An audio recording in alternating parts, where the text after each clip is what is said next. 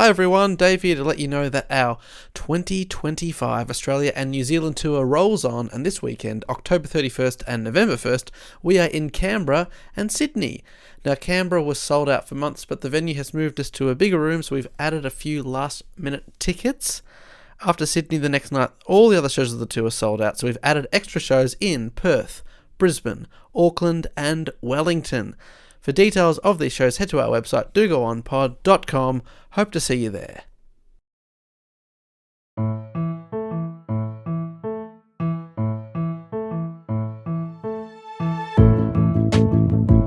Hello and welcome to another episode of Do Go On. My name is Dave Warnocky, and as always, I'm here with Matt Stewart. Oh my gosh, David, it's so good to be here with you. It is Block! It's Block and Jess Perkins! Oh my god, David, it's so good to be here with you. It's Block! It is Block! Hey. Sorry, I read Matt's line. Oh, sorry. From the top? Do you want, don't at least leave me this one. Are you all ready to block and roll? Yeah. I couldn't have delivered that. No, so that's not fair, like actually. that. Yeah, I'll no. do my response. Hell yeah, brother. Hell yeah, brother. Dave, do you want to explain what block is? Block is the most magical time in the Do Go On calendar where every year, I think this is the 8th one we've worked out now since the show's been going, we've been counting down the biggest, most requested topics of the year. First it was Blockbuster-tober, but then we annexed November to be Blowvember. So now we're doing the top 9 of the year. Matt put together a poll of a couple hundred of the most requested topics.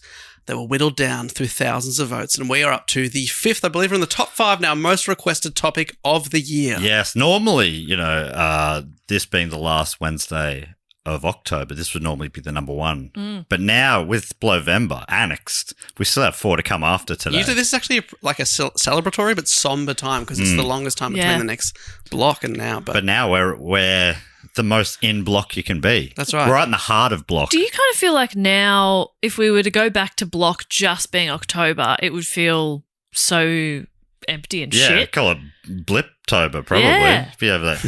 Bliptober. Oh, yeah. Welcome back to Blip. Okay. Yeah, we're so what are you guys doing for Blip this year? Yeah. Ugh. Oh, I don't even bother. It goes so quickly. Yeah. It's just a blip. But no, Yeah, I got it. This time we're right in the halfway mark. It's Halloween this week, and this is not a spooky topic though, but it is a good topic. And I'm easily scared though. yeah, there's I'll really find a way. Okay. This might be one of the least scary topics we've ever done. Okay, well, I think I'll Really? find a way. Okay. Is it spooky to remind everyone that we're in Canberra and Sydney this weekend? That's spooky. Reminding because I'm thinking of doing a Halloween special live in Canberra, Ooh. Fun. which I believe is sold out, but Sydney, tickets available. Saturday Yes, night. I think Canberra might have been sold out months ago. That's right. But Sydney, still not sold out, Which is spooky. and not months ago, Yeah. and not now. That's spooky. It's please. spooky because now we'll probably next to go back to Canberra and not Sydney. Yeah, That's spooky. the nation's capital. Never would have thought I'd be saying that. No They way. pull their weight. They really do. Now, I mean, the venue is a lot smaller. But let's not get bogged Don't down worry in that. about it. To get on a topic, we normally ask a question, and each episode's about a different topic. The topic reporter goes away, researches it, brings that information back. I'm doing the report this week. My question is, and I would like, and I do this often, I think, probably, because Dave is just such a trivia nerd, but can we give Jess first dibs on this, Dave? Because you probably will know it. Fine, and just hopefully you get it, and then I can just say I did know it, even though Well, I didn't. think Jess has a chance. I wouldn't know it, but what does NASA stand for? National. Yes. You can in any order. Aerospace? Well, let's move to the S. Oh, Yeah, you. space. Yes. So is the other one aeronautical? Aeronautics, I'll pay it. Aeronautics Space Association? Academy. a bit more boring. Oh. Alleyway. Like when You you've got get bogged down in something. yeah, when like you've got to tick off Life. some chores on the weekend. You got to Administration. Yes. Okay, that shows how different we are because I love a bit of admin. Yeah, sorry. Okay, I love chores. most exciting time of your week. Administration. Woo, it's admin time. Filling out a spreadsheet. So yes, we're talking this week about the human computers of NASA. Oh. Focusing in particular on the 3 featured in the book and film Hidden Figures. Yeah. I've How seen ex- that film. Oh, I haven't seen it. It's a good film. I liked it. The trailer always looks really good. I watched it last night, and I watched it after reading all about it. So I was being annoyed the whole way through. But that's not Oh. what happened. That actually happened. That happened to a different person. That's completely out of order. What the heck? They've conflated multiple people here. They did. They're all nearly like the majority of the main characters, apart from the 3 women who were featured in it, a lot of the other characters are just, what did you call them? Conflations. Yeah, Really? And I get that. Were there any steely-eyed missile men or women? Yeah, well, I guess the women Sheldon's in it. Sheldon's in it. His character's not real. Paul. He's the embodiment of like, racist and sexist attitudes from the day. Oh, okay. Is John Glenn in this story? John Glenn The is in the astronaut? story. Yes, and he's real. Yes, he is real. He's real. John Glenn, what a name. Wow. That's a name you're like, that's too exciting to be made up. John Glenn. Played by Glenn Powell, Yeah. In that movie. who we've all agreed too hot to have that name. Oh, I haven't agreed on that. Well, what do you think? Do you not watch clips that I put up if you're not in them? Yeah. No, I don't know if I watch clips at all unless I have to. That's fair. But I You don't like to watch videos of yourself? not really, but I always thought, I'm surprised that he's so big. To me, he feels like the lead in a Hallmark Christmas. Yeah, his eyes are too close telemovie. together. Would I don't know about that. Would I make out with him? Yes. I like he's hot, but he's hot in he's working at the ranch and a high powered attorney's come to town. Her car broke down. Yep. And they ended up, spending Christmas together, and he helps her see the softer side of life. Yeah. Oops, subscribe. He's that kind of actor. Correct. But he's somehow became a Hollywood star. Can I just ask, is the hallmark of a Hallmark movie for you just someone whose eyes are too close together? Yeah. Yes, his eyes are too close together. We were all like, huh? Huh? Yeah. Yeah, but now you won't unsee it. But Really? Okay. I was thinking that because Dave's dog Humphrey's in today, and I think that's true of Humphrey as well. His eyes are too close together. Do you think Humphrey could be in a Hallmark movie? He'd kill. Oh my God. His eyes. They're too close They're together. basically one. He's a cyclops. He can. Well, that Cyclops kill to look like this Cyclops man. with an eight-pack. Yeah. And by the way, Look at that. Look at that. Oh my God. Too close together. Gorgeous man. I tell you what, Would he's a you gorgeous man. climb? Well, I don't know if they Climb. are their eyes too close together. Then, if he's gorgeous, I never said eyes too close together was a bad thing. too close. Uh-huh. That's You that could be. I'm sorry. implies. Matt, you're looking too sexy today. Oh. Is that a that's- bad thing? Yeah, Got it it's over the top. This is. I think too close together is it. That's like there's a strong implication that is a negative. If David said it, you'd say nothing about it. Well, only because That's all I'm saying. Are my eyes too close together? No, they're I- not close enough. Maybe if Glenn and I'd I... say you're yours are the too other far side. Too far apart. So if If you Glenn, could and split the I, middle, if Glenn and I came together, we would create the most beautiful boy ever seen. A perfect man. so yes, but we the movie really jumps into the story halfway through. So Yeah. I'm gonna take it back. The book starts a lot earlier, and I'm working more off that. And other things like the NASA website, quite a good resource. Now, this was only suggested by one person, Stella Peterson from Brisbane, Australia, but it was suggested in the Patreon group, and it blew up with a lot of likes, and that's how it ended up in this poll. All right, so I'm going to go back a little ways. So before NASA was a thing called NACA. No. NACA. Well, apparently it wasn't really pronounced NACA. It was normally pronounced NACA. But I like that the audiobook of Hidden Figures she says NACA, which I like. It just doesn't work in our accent. NACA. Yeah. Well, it's like your knackers. Exactly. Oh, I was absolutely knackered last Yeah. night. Or g'day, knackers. Yeah. You ever been called knackers? No. Yes. Yeah, that actually tracks. You're not a knackers. I'm You're a not- little buddy. Hey, champ. Hey, Sport. Chief. How are you, mate? Yeah. Good on you, pal. Yeah, high five? Yeah. Do grown men ask you for high fives? Yeah. Yeah. NACA stands for, or stood for, the National Advisory Committee for Aeronautics. Oh. So this is a long time before. This is more planes than rocket ships. Yeah. When the outbreak of World War I in 1914 occurred, the US started taking aeronautics more seriously. Up until that point, they'd seen it as more of like a bit of a hobby, bit of a Yeah. folly. Oh, yeah. Bit of Going up fun. in your little planes. Yeah. Yeah. Like flying kites. Yeah. Yeah, I play Frisbee. Similar. Yes. We all have hobbies. Yeah, bit of fun. But yeah, they'd kind of been left behind a bit by some of the big European powers of the time. According to the NASA website, or I might pronounce it NASA sometimes. I think both are acceptable. NACA.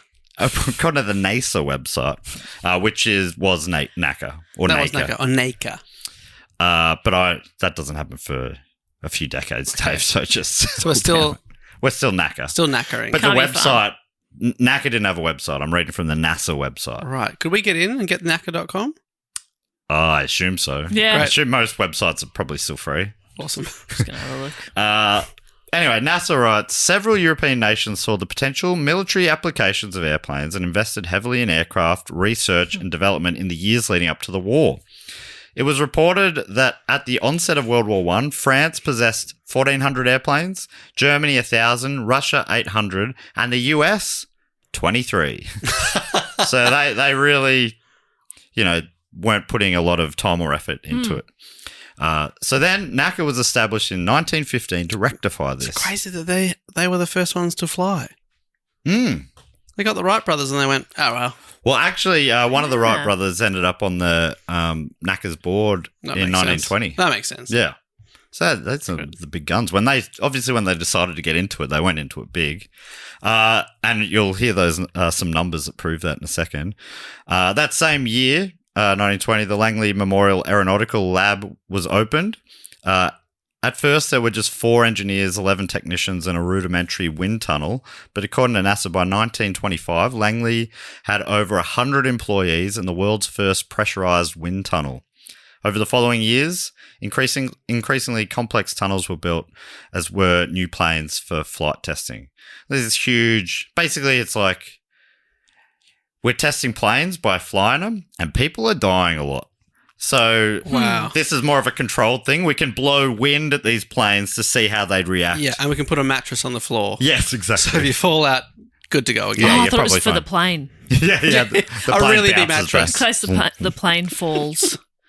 By 1939, America was producing 2,000 planes a year, quite a jump from the 23 they were producing 25 years earlier. Obviously, 1939, you're probably aware of this, is also the year that World War II commenced. Though America did remain neutral, I assume, because they weren't able to get a good read on Hitler and the Nazis. Yep. I assume, I don't know this. Too far away. I assume they were probably going like, let's see where he goes with this. Mm-hmm. We're not going to jump in. Yep. Like, he's not going to become, the poster boy for evil. No. So yeah, I assume that's what they were thinking. But well, they put him on the cover of Time magazine. Yeah, they're like, well, we'll see. Yeah, we'll see how it goes. But then on the 7th of December 1941, the Empire of Japan bombed the United States naval base at Pearl Harbor on Oahu, Hawaii. Is that how you say it, Papa? Mm-hmm. That's where you went, right? Mm-hmm. Finally bringing the mighty old Uncle Sam into the war. Yeah, they were like, okay. Okay, we don't mind it when you're doing other things, but when you do it to us. No. Though airplanes were first, I'm being hard on America there for sort of I don't really know the scenario there. But I think it's pretty funny to be like, oh yeah, not sure Hitler's worth fighting, America? Is that funny? It's pretty grim. Yeah. But it also, I'm like, what do you need to get motivated? It's Hitler. But I guess he wasn't Hitler at the time. Exactly. You're looking at it through a modern lens where we know, hindsight. Am I right? Hindsight Hitler. So anything? That sounds like a German something. word, right? Heimlich maneuver? Wasn't there a Nazi called Heinrich Himmler. Okay. Hindsight Himmler. Okay. So pretend I said that. And that will make perfect sense. Yes. Great. So airplanes were used in the First World War, but they were way more important in World War II. Firstly, because they were World War I, that was one-on-one. Oh, that was the aces. Dogfights and all that sort of stuff. Oh, yeah. World War II, they can carry multiple people and bombs and all sorts of other things. So this is when America's airplane manufacture really boomed when they entered the war. Like I was saying, they produced 2,000 total aircraft in 1939, the year the war started. Then according to Aerospace America, in 1942, their first full year of the war, production soared to 47,000 aircraft. In the year? Yeah. That is wild. And then the year after that, 85,000. Wow. So it just went, almost like a plane. So taking off. Yeah. War's not that bad, Well, yeah, no, that's what people are always like, oh, the military industrial complex. Yeah. Gets things built. Yeah. to kill and destruct. We but have heaps of really cool stuff now that we wouldn't have if we'd never gone to war and killed each other senselessly. For example, we wouldn't have atomic weapons. And where would we be without atomic How would I have gotten weapons? to work today without atomic weapons? yeah, I guess you probably wouldn't have, songs like Atomic Dog by Yeah. Parliament or whoever sang that. And you wouldn't have like T-shirts with like a mushroom cloud on it. Yeah. And they look cool. They look so sick. Yeah. That's a dope T-shirt, I say to Yeah. those people. Yeah, that's dope. I say, whoa, dope tee, king. And they say, thanks, queen. And you say up top. So, yeah. And we High five, high little buddy. All right, so I was saying I've listened to Margot Lee Shetterly's great book about this topic, Hidden Figures. I think it's fair to say that if it wasn't for this book, this story would be a lot less known. Really brought light to it, and then the movie even more so. I think it was even nominated for Best Picture at the Oscars. Nice. But watching it like straight out, I'm like, oh, this is classic Oscar bait. A period piece, America, driving an old Cadillac or some shit through the dirt road or whatever. Yeah. Old cop comes up. I'm like, oh. Here we go. All right, who do I vote? I was like, it came out 9 years ago. I said, oh, and they said, you're not on the Academy. I'm like, What? What? Did I let my registration slip or something? No. Damn it. Not again. What year is it? I said, what year Where is am it? I? What's going on? I'm not. Don't tell me I'm not Steven Spielberg anymore. What's happened? But yeah, it's a good book. Enjoyed it. It's also, it delves into a lot of the civil rights movement of the time as well, which I'm not going to go into so much, even though it's all wrapped in together. But I figure we will individually keep putting up Martin Luther King as a topic for people to vote on, and one day they will. One day they'll let us do learn it. about that guy. Yeah. I think it's because Americans know his story so well. True. And a third or whatever of our audience is American. They're like, we don't need to hear Australians sort of fumble their way through one of our great figures of history. But we want to know. We want to know. Let us learn. Yes. So I also, I found a version of the book that had been adapted for school kids. I'm like, this is so good. Because that's basically, I figure, like a big part of what we do is we find big texts or and then try and like summarize it down into easily digestible stuff. And this had already done that for And you. they'd already done it. I'm like, I guess that's what, when we're quoting articles on biography.com or Britannica or whatever, they've sort of done that. But yeah, I found this book and it's the whole book, which I listened to was great, but it's like just the important bits put in a slightly plainer language. It's like a slideshow PowerPoint style.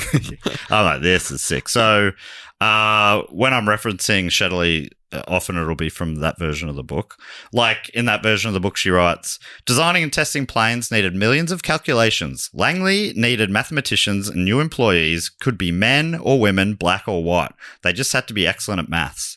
I mean, this is at a time as well, the war's on, a lot of white guys are away fighting. Yeah. So they're like, no, we actually are really equal opportunity workplace. It's not just because a lot of the people we'd normally employ aren't here. Yeah, it's not because we need a lot of people quickly and we've sent away a lot of people. So like, it turns out that Hitler guy, he's pretty bad. He's not good. We've read a little more. Yeah, we've worked out he's trying to take over the entire world.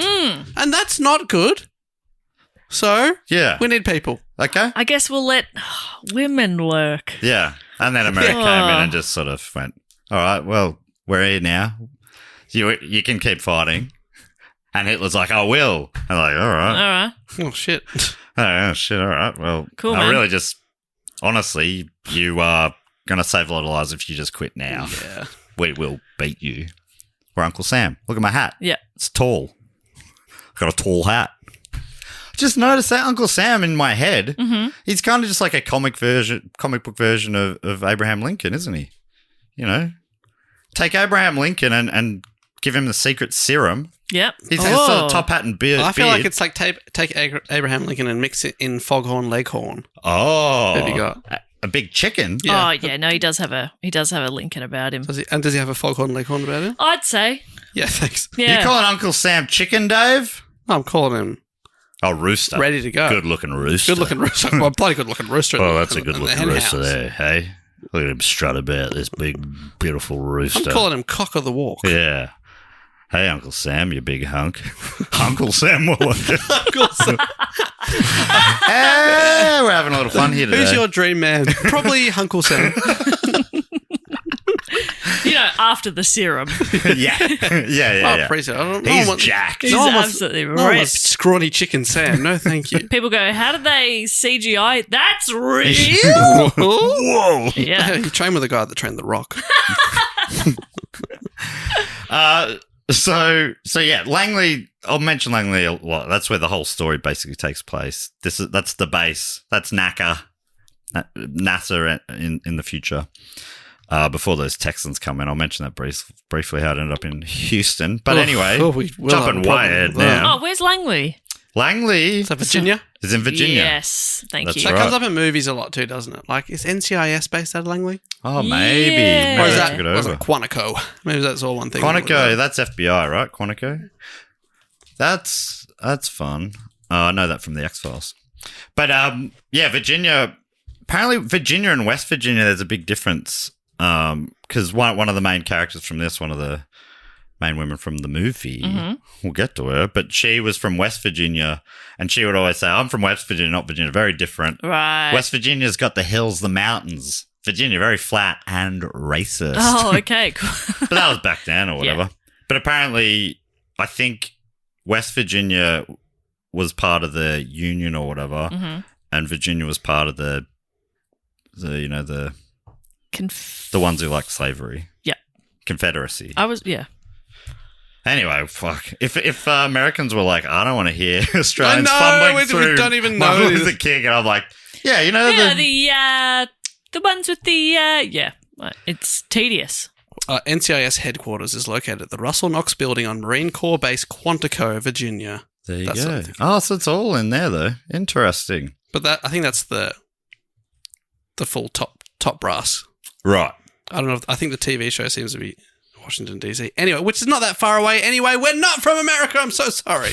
So, yeah, Shetterly continues. So she's saying they need these calculations. They need mathematicians. They'll take anyone. Open the doors to anyone. Just had to be excellent at maths. Great. And although So I'm in. although it was Jeff's nearly number one draft pick. yeah, number one. Who else you got? It's like, well, we could pick others, but I guess they're all going to be on the Our bench. problem Sorry, I is got it. Yeah, we can only count to one. That's our problem. yeah, which is digital, ones and zeros. Yeah. She can do both of those. Although it was nearly 100 years since the end of slavery, black Americans were a long way from equality with white Americans. In southern states like Virginia, whites and blacks were segregated in all areas of life. White people didn't share schools, restaurants, toilets, buses, or even drinking water with black people. This is still Shetterly. Workplaces were segregated too, but with the war on, black workers were in a strong position. Give us well-paid war jobs too, they said to the government. I like a lot of this. She puts words in like a movement's mouth and Yeah. stuff. President Roosevelt, and even like other characters and things, like, you weren't there. How do you know this whole conversation? And then he said, Yeah. "No, you shut up." And then she said, "You're so beautiful when you." Tapping on her chin, she said. Yeah, It's like, yeah. wow, you're really painting a picture that you've made up here in this non-fiction book. I love it. I love this fictional picture in this non-fiction book. So President Roosevelt knew that they were right, she Teddy? says. Teddy. Or the other one. FDR. Yeah. JFK. I'm going to say Teddy. Yeah, Teddy for short. Teddy. Most people call him John. Some people call him Jack. Yes. Some people call him President Kennedy, but Jess calls him Teddy Kennedy. Which, Wait. confusingly, is another one. Oh, my God. Yes. Anyway, what's this one, FDR? Is that right? That's what this Roosevelt is in 41? Yeah. Anyway, 1941, he signed a new law, and from then on, supposedly, all jobs were open to anyone, you know? Yeah. Anyone can During the have war, any everyone can have job, any and then anyone tries to apply for that job, Yeah. and funnily enough, does not get that job. But they're By welcome to it. By law, they can. Still with Shetterly, Langley wanted to employ black women as mathematicians, but Langley was in the state of Virginia where, even after 1941, black and white people were not allowed to live or work together. Wow. Langley's answer was an office away from the other buildings. It was called the West Area, and in 1943, the first female black mathematicians arrived. So yeah, there was the West Area, that was all black women, and there was the East area, all white women. Technically, they're all working together. They're just segregated into different offices. Still, there's some bathrooms, the cafeteria and stuff. And in a lot of ways at the time, this probably felt like a really great step. Yes. Well, that's right. It was huge. Like these women were educated beyond where they'd been able to be educated previously. Yes. Yeah, it's wild looking at it through a modern lens and being like, fucking hell. Yeah, but it is, I think it's important to... It's good to look back and see how far we've come and how we don't want to go back to that, do we? No. Right? Yeah. Maybe even, people are worried about us going too far forward. Mm. They're pulling us back. Yeah. I'd rather keep moving forward. I'd love to hear their ideas on that. I think some of those people are still like, let's see what this Hitler guy does. I think he's got some good ideas, they might be saying. See, now I'm using that as a thing. Yeah. Tapping their chin. Maybe Hitler's not so bad after all. Don't say that. I know, that'll be taken out of context. That got me in trouble before. And that's not quite what I said. You said what you said was much worse, and I still had months of memes. Years of memes. People will be enjoying that flashback. People who've been with us for a while. So the position was actually called computer. Yeah. As Clive Thompson writes for the Smithsonian. I'd love to be a computer now. Just before the digital age emerged. You'd be filled with porn. Computers were humans. I already am. Is that your mind? Yeah. Computers were humans sitting at tables and doing math laboriously by hand. I'm going to go on a bit of a detour now into the idea of human computers. This is about the word from the BBC's The Vocabularist. Computer comes from the Latin putere, which means both to think and to prune. Compute, com meaning together, also meant calculate. English has used compute for centuries. In 1660, Samuel Pepys wrote of a morning, quote, computing the 30 ships' pay. And it comes to £6,538. I wish I had the money, he said. That's funny stuff from Pepys. Oh, that's funny. I love the work of Pepys. Pepys Le Pew. A computer used to be a person who did calculations. In 1731, the Edinburgh Weekly Journal advised young married women to know their husband's income and, quote, be so good a computer as to keep within it. It's like, women, be good computers, keep within the budget. Because, women be shopping. Yeah, come on. Am I right? I think that's what they're saying. Hey, let's make sure we got enough milk and bread before we're adding some skirts and pantyhose, okay? Yeah, okay. And don't go into Papa's beer fund, all right? I won't. I'm not telling you again, Jess. Sorry. Take your finger off my mouth, please. Sorry, you Papa? Well, if I'm Mummy. Yeah. Are you Peppies? Peppies. Mummy and Peppies. This is still from BBC. It was very common for companies and government departments to advertise jobs as computers, right up to the time when the word was used for early electronic devices, and in some cases until the 1970s. According to Thompson, the rise of human computers began in the early hunt for Halley's Comet. The astronomer Edmund Halley had predicted that the celestial body would return and that the laws of gravity could predict precisely when, but those calculations would be too complex and brutal a task for any single astronomer. So the French mathematician Alexis Claude Clairaut decided to break the work up by dividing the calculations among several people. That was honestly some of his best. That was so good. In 1757, he sat down with two friends, the young astronomer Jérôme-Joseph Lalune and Nicole-Reine Lapau, a clockmaker's wife, with a penchant for numbers. After arduous weeks of cranking away, and then also working on the numbers, I'm sure. You got to clear the mind. Yeah. The trio predicted that the comet's closest approach to the sun would be between March 15 and May 15 the next year. They were slightly off. The comet rounded the sun on March 13, 2 days early, but it was the most accurate forecast yet. And the age of human computers began. I kind of thought you were going to be like, they almost had it. It was 42 years later. Yeah. Several decades after they all died. And we go, okay, but closest yet. Yeah, pretty good. But they had it within a couple of days. That's very impressive. But that's annoying because no one would have been ready for it. So no one's out there to tell us you want to be out. Yeah. They're wrong the other way. Because they gave a 2-month. Yeah, but then they're like, Period, oh, right? shit, they're in. Oh, no. Well, another 8 decades, whatever it is. Yeah, so slightly interesting through line with human computers. Women have long played a prominent role. There was one of the trio there was a woman. Yeah. Which is nearly half of the 3. One of a trio. Yeah. Yeah. Yeah. Right. If Round up. you have any trio, great trio, the female member, Yes. always good at maths. Yes. Always. And always plays the role of about half. Yeah, exactly. As in, she's only putting about half the effort. No, No, half of the whole. I make up for a fourth me and Dave person. are half, you're a half. Okay. And very good at maths. I just need you to say it as well. And you're very good at maths. What's 6 times 5? Sorry, Matt's talking. Sorry.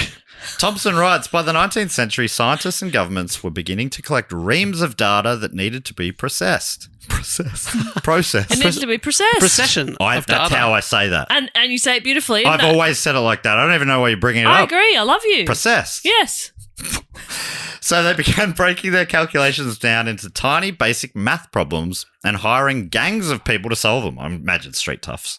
The work wasn't always hard, though it required precision and an ability to work for long hours. Mostly the computers were young men, though.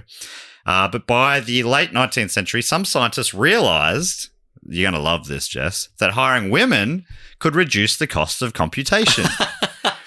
So when the Harvard Observatory decided to process years of astronomical data it had gathered using its telescope, it assembled one all-female team of computers.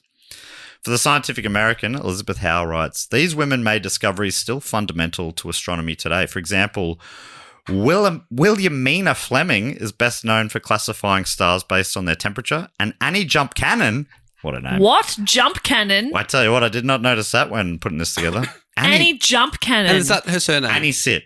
Annie Jump Cannon. Annie Roll Over. Good Annie. Good Annie. And Annie Jump Cannon. So that's 3 words. Wow. No apostrophe. No dash. What do you call it? Hyphen.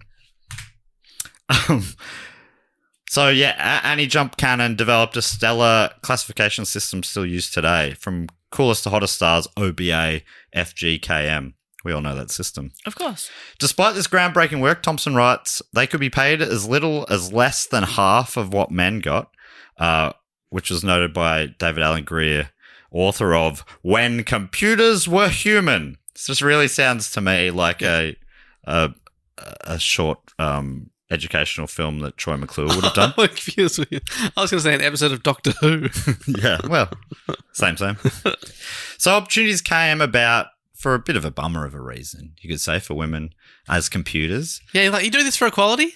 No. I need to make that. And they wouldn't have even been quiet about it. They were like, no, I need to make this clear. It's just because you're cheaper. Yeah.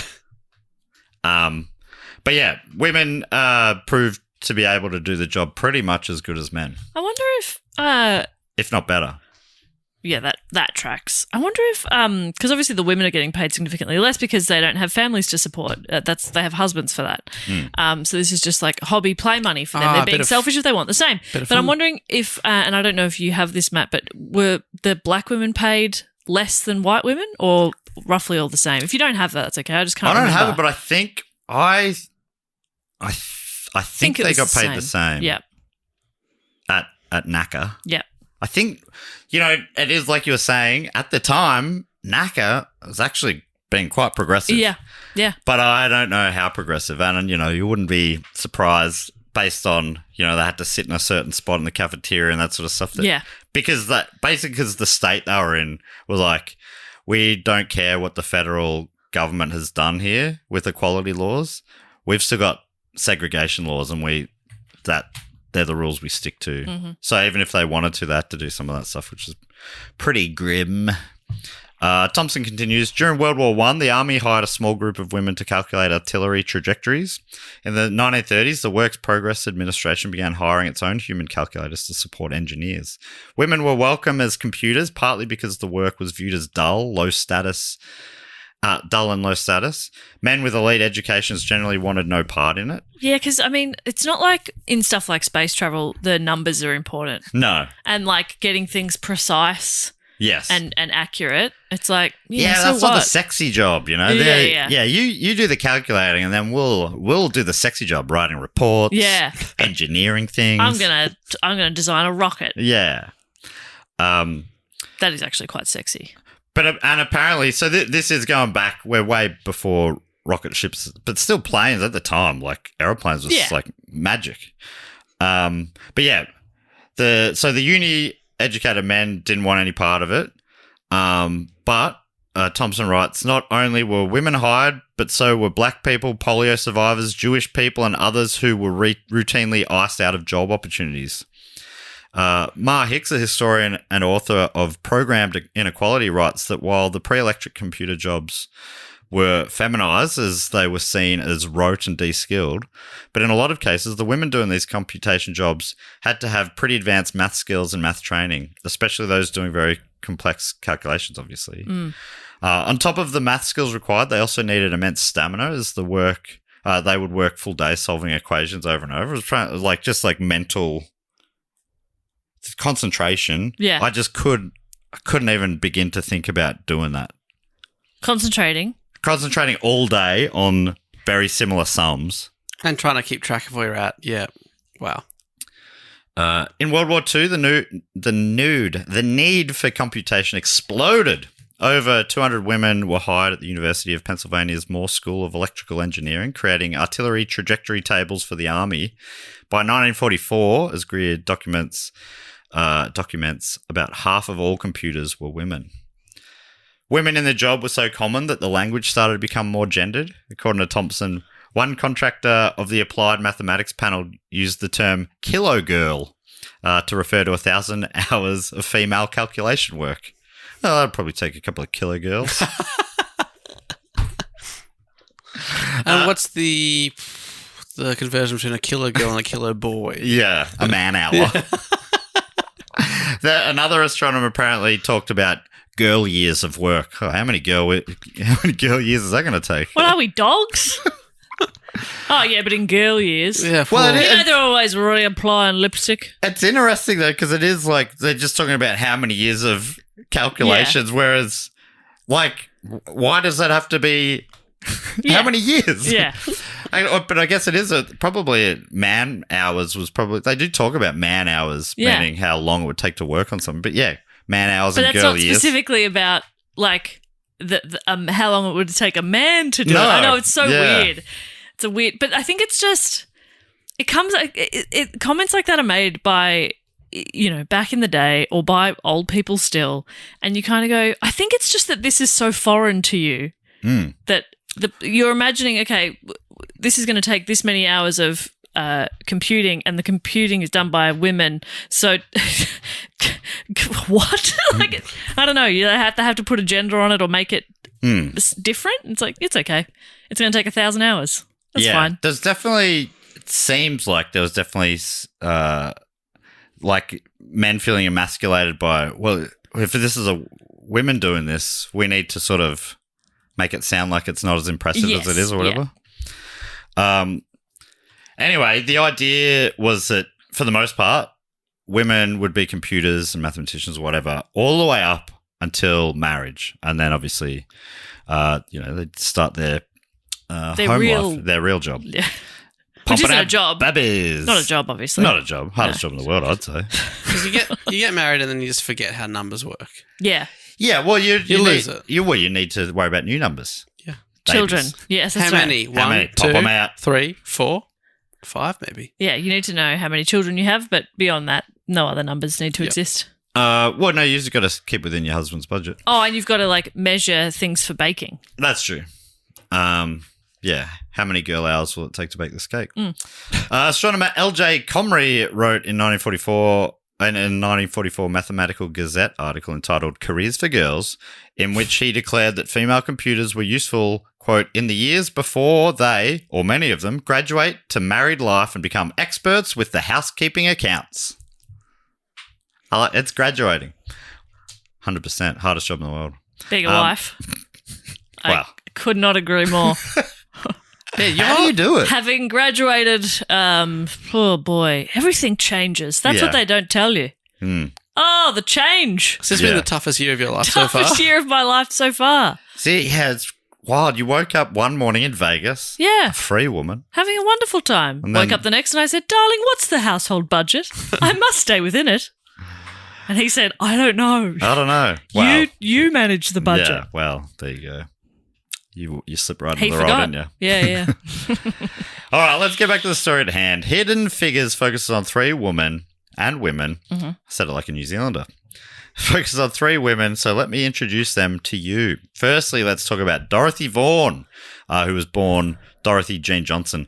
Mainly talking about the names they ended up, their married names, their real names. Exactly. You know what I mean? They're forever names. Yes.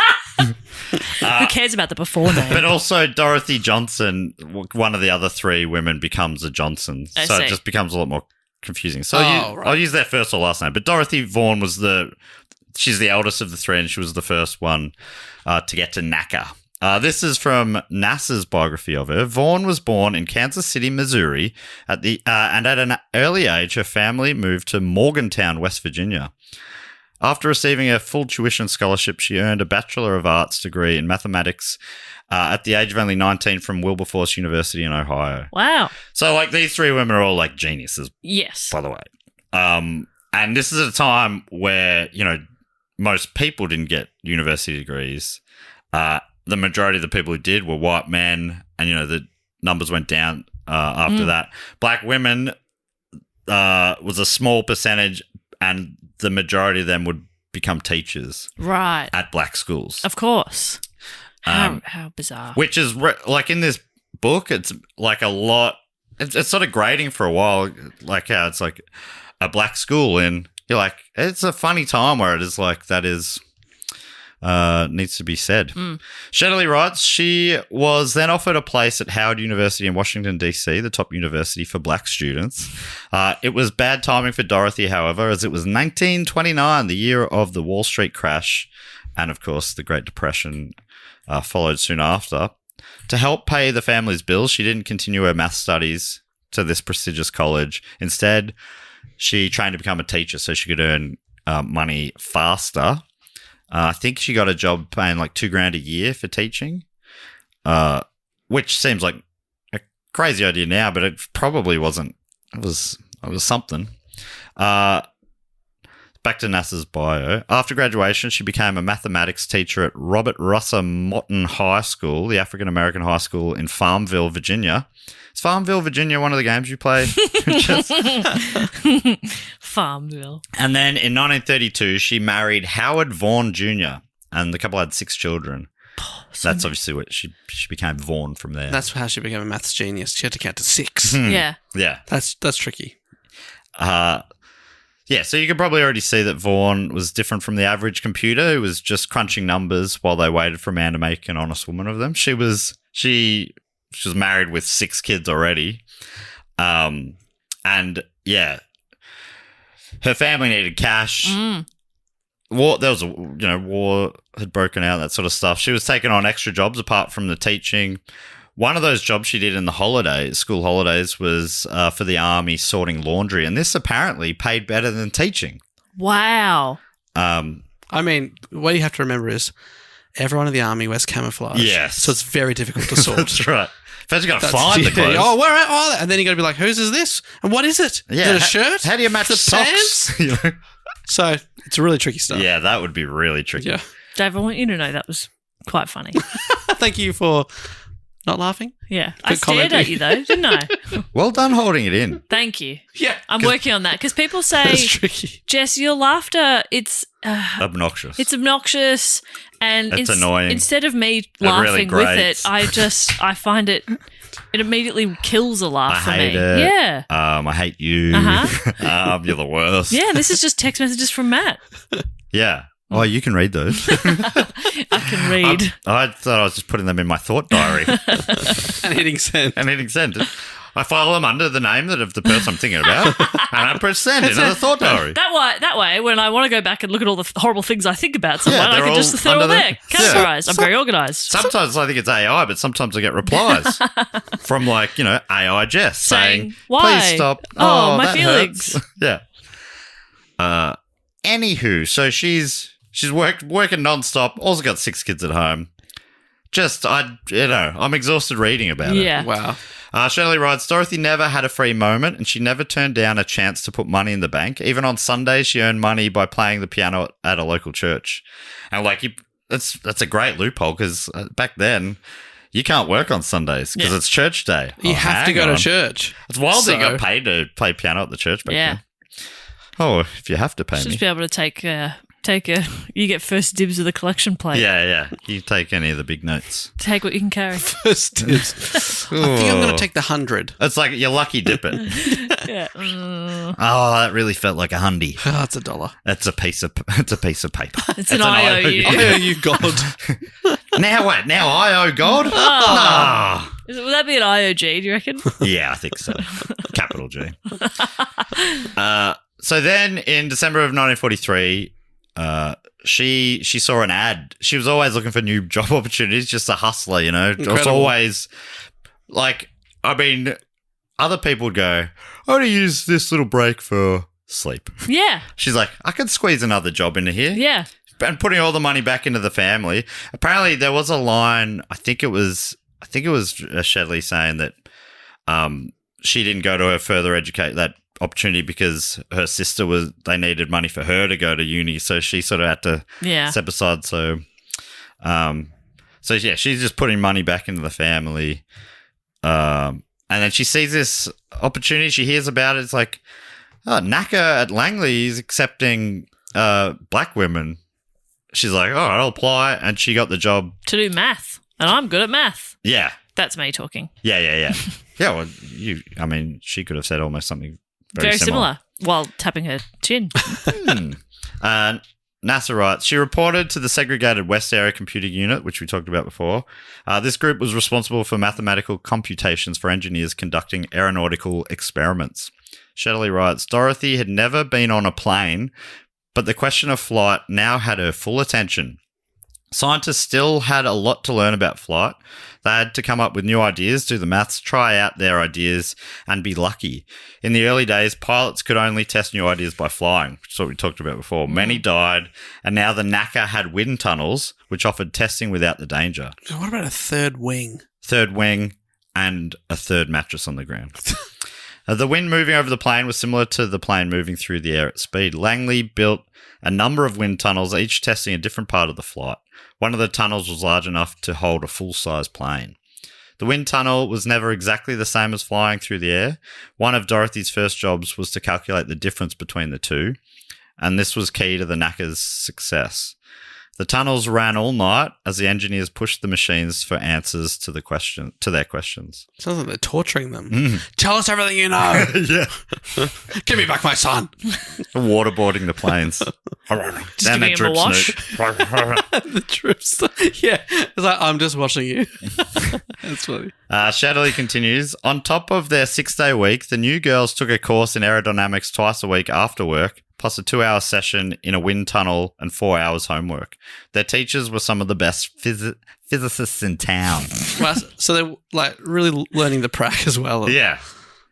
And then they put them in the plane. Now you got to practice flying the plane. Yeah. They accidentally Now we're become going to send you to pilots. space. These were the first astronauts. They talk about how like their whole life is numbers, really. So like heading home, the numbers would just be swimming across their eyes, the which you can Matrix. imagine. Yeah. Do you ever play a game on your phone so much that when you close your eyes, you can see that game? I got into Tetris a few years ago. Yeah. And that did happen. Yep. Going to sleep. I read that it was a good thing to do before sleep to get your brain into this sort of.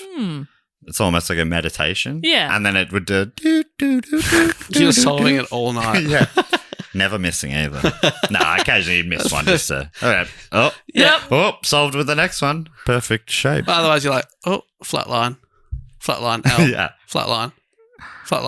How big are your flat lines? One there's a each full row. row. Full row. There's a full row. There's a full row. Another full row. It's the most boring game of I all time. cannot be stopped. So despite the segregation, while working at their desks, apparently the women felt equal. You know, as for, to them, they're outside these walls. The world's still pretty fucked in here. We're doing our jobs. We're being respected for it. in the movie, it made it seem like they were probably getting less respect than what the women have said since. Mm-hmm. But yeah, outside the office, there were still these problems. Like in the cafeteria, they were only allowed to sit at one specific table.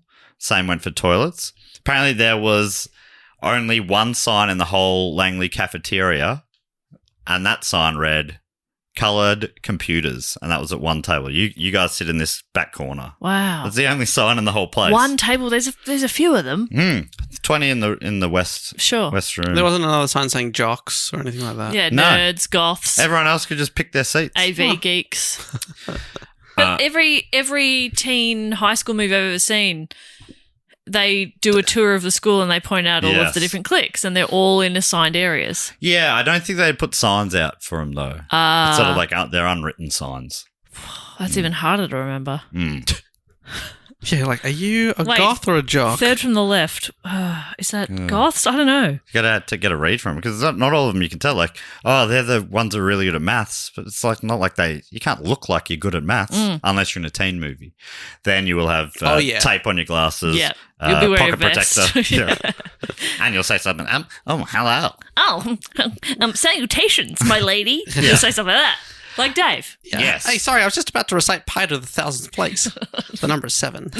They do. They play on that slightly with in the movie, the Hidden Figures movie with Johnson. She's Katherine Johnson, always pushing her glasses back on her. I'm guessing the actor went, I need a little thing to keep me in this character or whatever. I'm going to go with an 80s trope. Sorry. I think you'll find. There's something about the movie as well. Do you reckon Kevin Costner just feels like he's in the 1960s?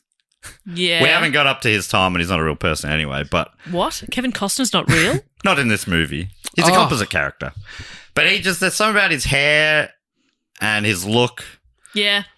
That makes him just feel like he makes sense in a 1960s NASA scenario. I do like to see, I see it a little bit on TikTok sometimes where they're like, this actor cannot be in a period movie because they just look like they know what an iPhone is. Right. And then there's other actors who are like, yeah, you can put them in the good old, in the medieval times and it works. Yeah, you see like Jim Parsons. Yeah. From, he's in it and you're like, yeah, he's got a look of a guy who existed in the past. Yeah. Right. One of the nerds.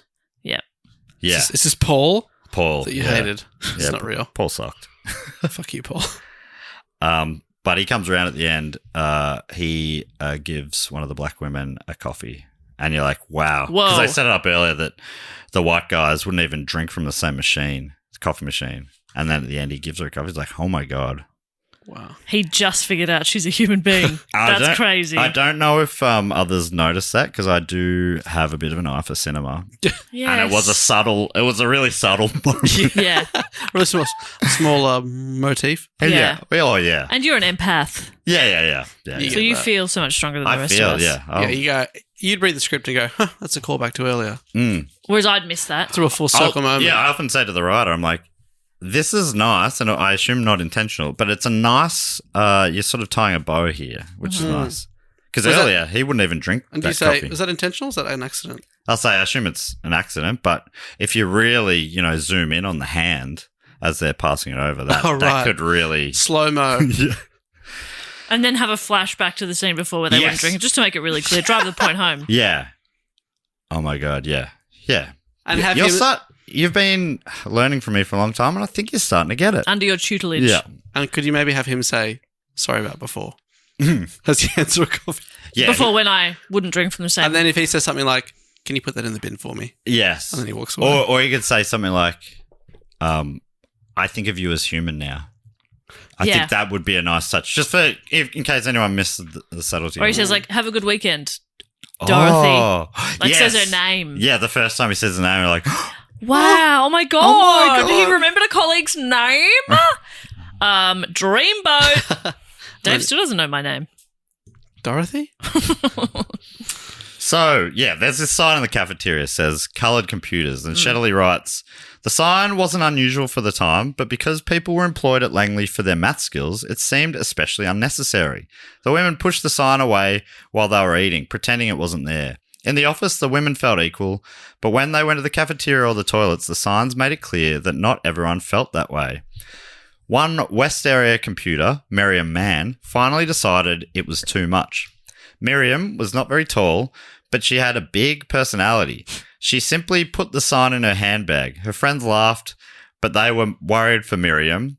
And after a week, a new sign appeared. It quickly disappeared into Miriam's bag again. Sounds like my mum. Well, the idea that the sign gets slightly bigger and then so does the handbag. Yeah. Yeah, I was surprised they didn't use this. Felt like a classic sort of comic little light moment in the movie. They didn't bother to put that in the movie. I don't think so. Was it written by a proper screenwriter? They put in, but they invented moments instead. Like I think at one point, Catherine's they think she's a cleaner or something. She's like, no, I'm a computer. Oh yeah. So similar sort of idea. A classic thing of like, get us a coffee, would you, sweetheart? Or like, I just spilled something in there. Can you fix it up? Yeah. And she's like on the way to the bathroom or something. She's like, oh no, I'm actually just calculating, how much thrust the rocket needs to take off. Yeah. He's like, just get some Kleenex. Okay, I don't need to hear your life story. Yeah. I just took a disgusting shit. And somebody has to clean it up. Yeah. Put a bit of thrust in it, a bit of elbow grease. Ain't gonna be me. Okay? I make the mess, I don't clean up the mess. Okay? And honestly, it's a bomb site in there. All right? So here's an example of Shetterly creating a conversation. Great. So she says that so Miriam's husband finds out about the signs that she's been taking. And he says, you're going to lose your job over that sign, Miriam. And Miriam replies, fine. I'll just have to find another job. Whoa. That was great, but we're not sure that actually happened. Well, it probably didn't happen, but, the vibe of it happened. What, you think a husband spoke to his wife at some point? Yeah. Yeah, no. Come I'm on. not buying that. I haven't spoken to Aiden in a year. Particularly about your work. No, God, no. Shelley writes, before the war was over, Miriam put the sign into her handbag for the last time and no new sign appeared. It was one small victory on the road to equality. So Langley was absolutely awash with scientists and engineers from across America, and apparently the township just outside didn't know what to make of them. What's these nerdlingers all of a sudden now? Excuse me, grocer. I was wondering if you had any fresh broccoli. So Imagine your town just becomes full of nerds. Oh. it's really funny. I love this paragraph from Shetterly. She writes, the salespeople in local garages and electrical shops would hide when someone from Langley came in because they asked impossible questions about how a new car or a new television worked. So they're like, oh, shit. They know So more one of those about your nerds, products. They're going to ask a question. I have no freaking idea. Yeah. Yeah, does this car come with the fixated auto compressor? Oh, I have to go to the bathroom. Yeah. They jump out a window. And apparently locals started calling them the Knacker Nuts. Knacker nuts. Here great. comes a Knacker Nut. Couple of nut on the way. Fantastic. Which is, that's a tautology, isn't it? A knacker is a nut, if you think about it. Isn't it? Your knackers? Oh. Oh, sorry, with you, yes. Yeah. Yeah. Your knackers It's are a your- tautology. You're That was too absolutely right. clever for me. Yeah, me too. I forgot that knacker meant that. Well, Latrobe, right? No, Yeah. Yeah, you're Latrobe, you're Deacon. Deacon, Monash, so Yeah, that makes sense. I bow down. yeah. It's only when the Melbourne University person in the room that I'm outranked. Yeah, that's absolutely fair. I've got a cousin who went to Melbourne. I've also got a cousin. Whoa. Oh, okay. Well, I didn't know that. Now it's like poker. What'd they study? I went to Latrobe, but I got a cousin. Oh, get in the back of the Damn line. it. I'm only joking. You didn't For go, listeners, I know you know I'm joking. you're only joking. You didn't go to Monash. He faked his degree. I went there. Then Shetterly writes, at 7:03 on the evening of the 15th of August, 1945, I don't know if this date rings a bell, everyone came out onto the streets. Shopkeepers closed their doors for the day. People cried and laughed and held hands with strangers. Bands played and children danced around cars. Churches filled and people gave thanks. What day was it? The end of World War II? That's right. What do it? Would you know what we call it? We call it something different in America, apparently. We call it VP Day. Well, they They call it VJ Day, which is a bit of fun. Oh, is that Victory over Japan? Victory Day? over- Which Japan you've never seen a VJ. No, certainly not at a day dedicated to it. I've seen a BBJ. My mouth turned into a record scratch. What? I don't know why that shocked you so much. Matt was clearly saying before he's never seen. Never seen one. Never seen a VJ. No. VJ Day. Very fun. Do you think that Australian politicians are like, our people can't handle this? We can't take this. Let's say Pacific. Yeah. So, yeah, when the war was over, many workers in America lost their jobs, Shetterly writes, which is wild. A lot of people celebrating. Other people are like, oh, shit. That's not good for my career. Yeah. 2 million American women, both black and white, lost their jobs before the end of August. Wow. In like 2 weeks. Yeah. Wow. Many of the jobs were given to returning soldiers. Ugh. But for some women, the war had changed the way they saw their lives and they refused to go back to the kitchen and childcare. Many husbands will return home to find strong, independent women, wrote one journalist. Oh, what a terrible thing to come home to. I don't think he meant it like that. Those poor men.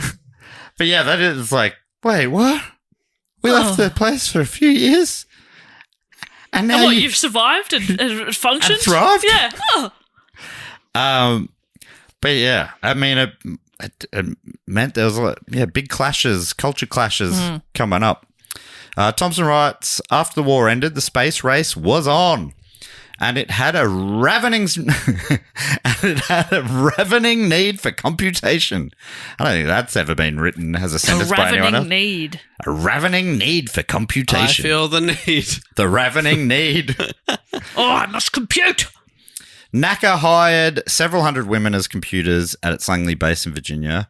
The historian Beverly Golemba estimated NACA and NASA were relatively progressive employers, paying the young women far better than they'd get in other forms of office works. They even employed married women with children, as we've discussed. What? Despite the West area being exclusively black computers, the section heads of the West were always white. In the movie, a composite character played by Kirsten Dunst? Kirsten Dunst, sort of. Although, actually, when the movie starts, there's no head. And that's what... right. That's what Dorothy keeps talking about. It's like, yeah. How long are you leaving this vacant? Because she's kind of doing the job. She's doing the job, but just not entitled to pay. Yeah. But yeah, sort of like supervising all the others. And that was true. It did become vacant. And it was sort of after the war. I imagine some of the white women just went back to being housewives or stuff. Their partners had come back and they're starting to pop out babies and whatnot. So the position was vacant and they didn't really bother to give anyone the job. Even though Vaughn, who was most qualified for the job, she basically, like we said, did the role and was kind of given it temporarily. And Shetterly writes, there were no black managers at the NACA and certainly not any black women managers. Vaughn was clearly the only person for the job, but Langley was worried about upsetting white people in the town. They waited 2 years and then they quietly made Dorothy head of West Computing. Which was like it's a big job, but it's so funny. They're like, what will the people in the town say? Yeah. Why do they even know? Yeah. They run away at the sight of them. Yeah, exactly. They're avoiding you like the plague. They don't work here. Yeah. They don't know. The people of the town? So, yeah, I've told you a bit about Dorothy Vaughn. She's the first of our trio. Mm-hmm. Now let me tell you about Mary Jackson, born Mary Winston.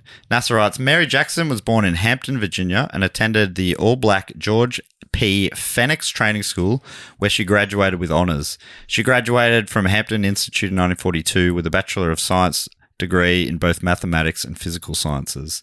In college, she became a member of Alpha Kappa Alpha, the first sorority founded by African-American women. I want to know what physical science is. Oh, it's just boning. Fuck yeah. This is when I'm giving the tour of my home, that's where I put on the bed. That's where I get up to my physical sciences. That's where the physical science happens. Yeah, I call that the laboratory. It's the study of non-living systems focusing on matter and energy. Oh, that's actually a bit more accurate about the bedroom. So, non-living. People just go, do you just not have a desk? Just doing your homework in there? Yeah. Yeah. You could sit at the kitchen table or something, yeah. Truly, I wrote most of this report sitting in my bed. We can see that. That's where all that's where all the magic happens. Writing reports. Write reports, yep. After graduation, she worked in multiple jobs, including teacher, receptionist, and bookkeeper. In the movie, she's played by Janelle Monáe. Yes. And I'll be interested to know how accurately she is to the person, because something they don't allude to at all in the movie is that she was a Girl Scouts leader or Girl Guides leader for 30 years. But in the movie, she's sort of more like a party animal vibe. Oh, don't you reckon? Yeah. I can't remember. The main sort of plot point I remember of her character is that she wants to be an engineer. Yes, which is true. Right. But you know the bit in the movie where Johnson, who we haven't talked about yet, she asked where the toilets are, and a white woman laughs and like, why would I know that? That actually happened to Mary Jackson. Oh, I see. Which I'll tell you about in a second. It kind of spurs on her story a bit. So yeah, she was bouncing around doing a few different jobs, and according to Shetterly, in 1944, she married Levi Jackson from Alabama. This gives a bit of an indication of the kind of character. She refused to wear an all-white floor-length dress for her wedding. Instead, she wore a short white dress with black gloves and shoes and a red rose. Fuck yeah. Sounds cool. Then after the birth of their son, she took a job at NACA in 1951, working in the segregated West area under none other but supervisor Dorothy Vaughan. Cool. Shetterly writes, one morning in 1953, Dorothy sent Mary over to do a job on the east side, working next to several white computers. Later that day, Mary asked a white computer, could you tell me where the toilet is? And the white girl looked at her friends and they laughed rudely. And then, of course, we get a bit of the conversation here. Why would we know where the coloured toilets is? The white woman said, and Mary left the office angrily. Later that day, still angry, she met Kaz Chanetsky, who's I think is played in the movie or a version of him. So she bumps into this guy on the way back, and he'd worked at Langley since 1939 after getting a degree in aeronautics from Alabama University.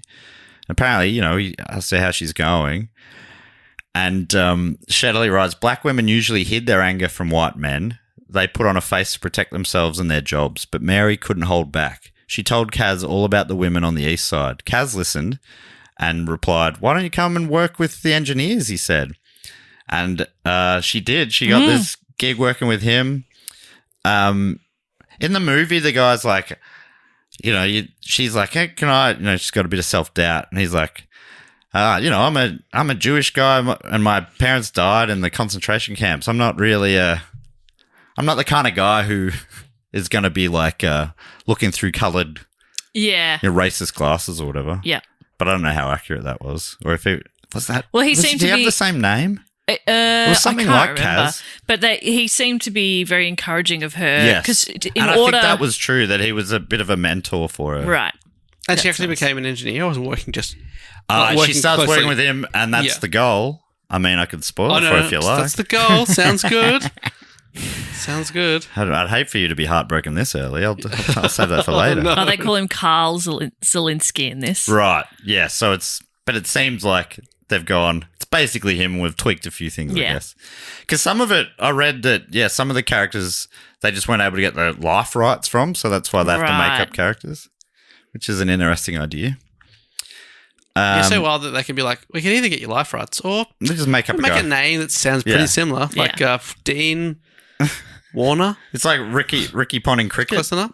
Remember that? Where it was all just off versions of the Australian cricket team names. Really? Ricky Ponting was there. He was there, yeah. Because he sold his rights, and then everyone else was like, G Longer instead of J Langer and stuff like that. G Longer. Hath you maiden? Yeah, which is a great name for a cricketer if he was a bowler anyway. Kaz asked Mary to join his group, which ran a supersonic wind tunnel, and suggested that she take the Langley Engineer Training Program. And this happens in the film. The problem was the classes took place at the whites-only Hampton High School. Mary could get a job as a cleaner at the high school, but she couldn't go through the door as an engineering student. NASA writes, never one to flinch in the face of a challenge. She requested and received permission to attend the classes. She completed the courses, earned the promotion, and in 1958 became NASA's first African-American female engineer. Oh my gosh, she did it! She did it. I mean, that must have been pretty difficult Yeah. to walk in there probably the first days Yes. anyway. Yeah, I think I imagine people didn't make it that easy for her. there's so many scenarios through this whole story where it's just like, well, that would have been difficult, and it's Yeah. just So head held many hard roadblocks. and, yeah. and, And you just yeah. and these people are just pushed through. It's Amazing. impressive. Yeah. The first hurdle, I just go, don't worry about it. Mm. Oh, sorry about that. Yeah, totally. And I Yeah. think I'll so go many to bed. people would. I'll go home. You don't know where the toilets are? I'll just shit myself. That's It's fine. okay.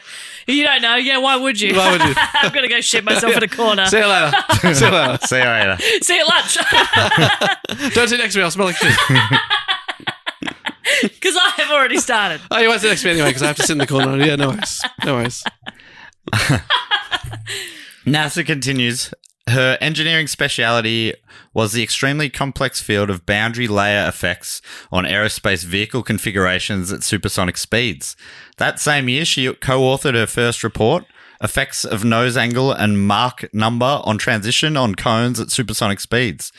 No further questions, please. Oh my gosh. Isn't it? Matt, I have one. Okay. What the fuck was that? It's so cute. Yeah, flying a little over my head. Yeah, just nearly all those words. If people understand any of that, I can read that report and go, oh yeah, I see. I'm like, what the hell? Yeah, so she's writing reports Awesome. now. It's another thing they do in the movie a bit, and I don't know how accurate that was, but the next character, the final of the three, Katherine Johnson, we're about to talk about, who was born Catherine Coleman. She keeps trying to. She's doing like the bulk of the work on these reports with Paul. Oh. And so Paul. she's writing Paul and me. Yep. And he gets the report, having done very little. You know, Yeah. at least as the movie shows it. And he always rips off the cover page. Computers don't write reports. Kept saying that. She's like, it's crazy because I've written the fucking report. Yeah. That's crazy. Oh, okay. Oh, yeah. Oh, I'll leave it to you then, So, yes. Paul. There's a... But don't worry, did she get a coffee at the end as well? Well, she's the one who gets the coffee. Okay, that's good. That's good then. So everything's okay.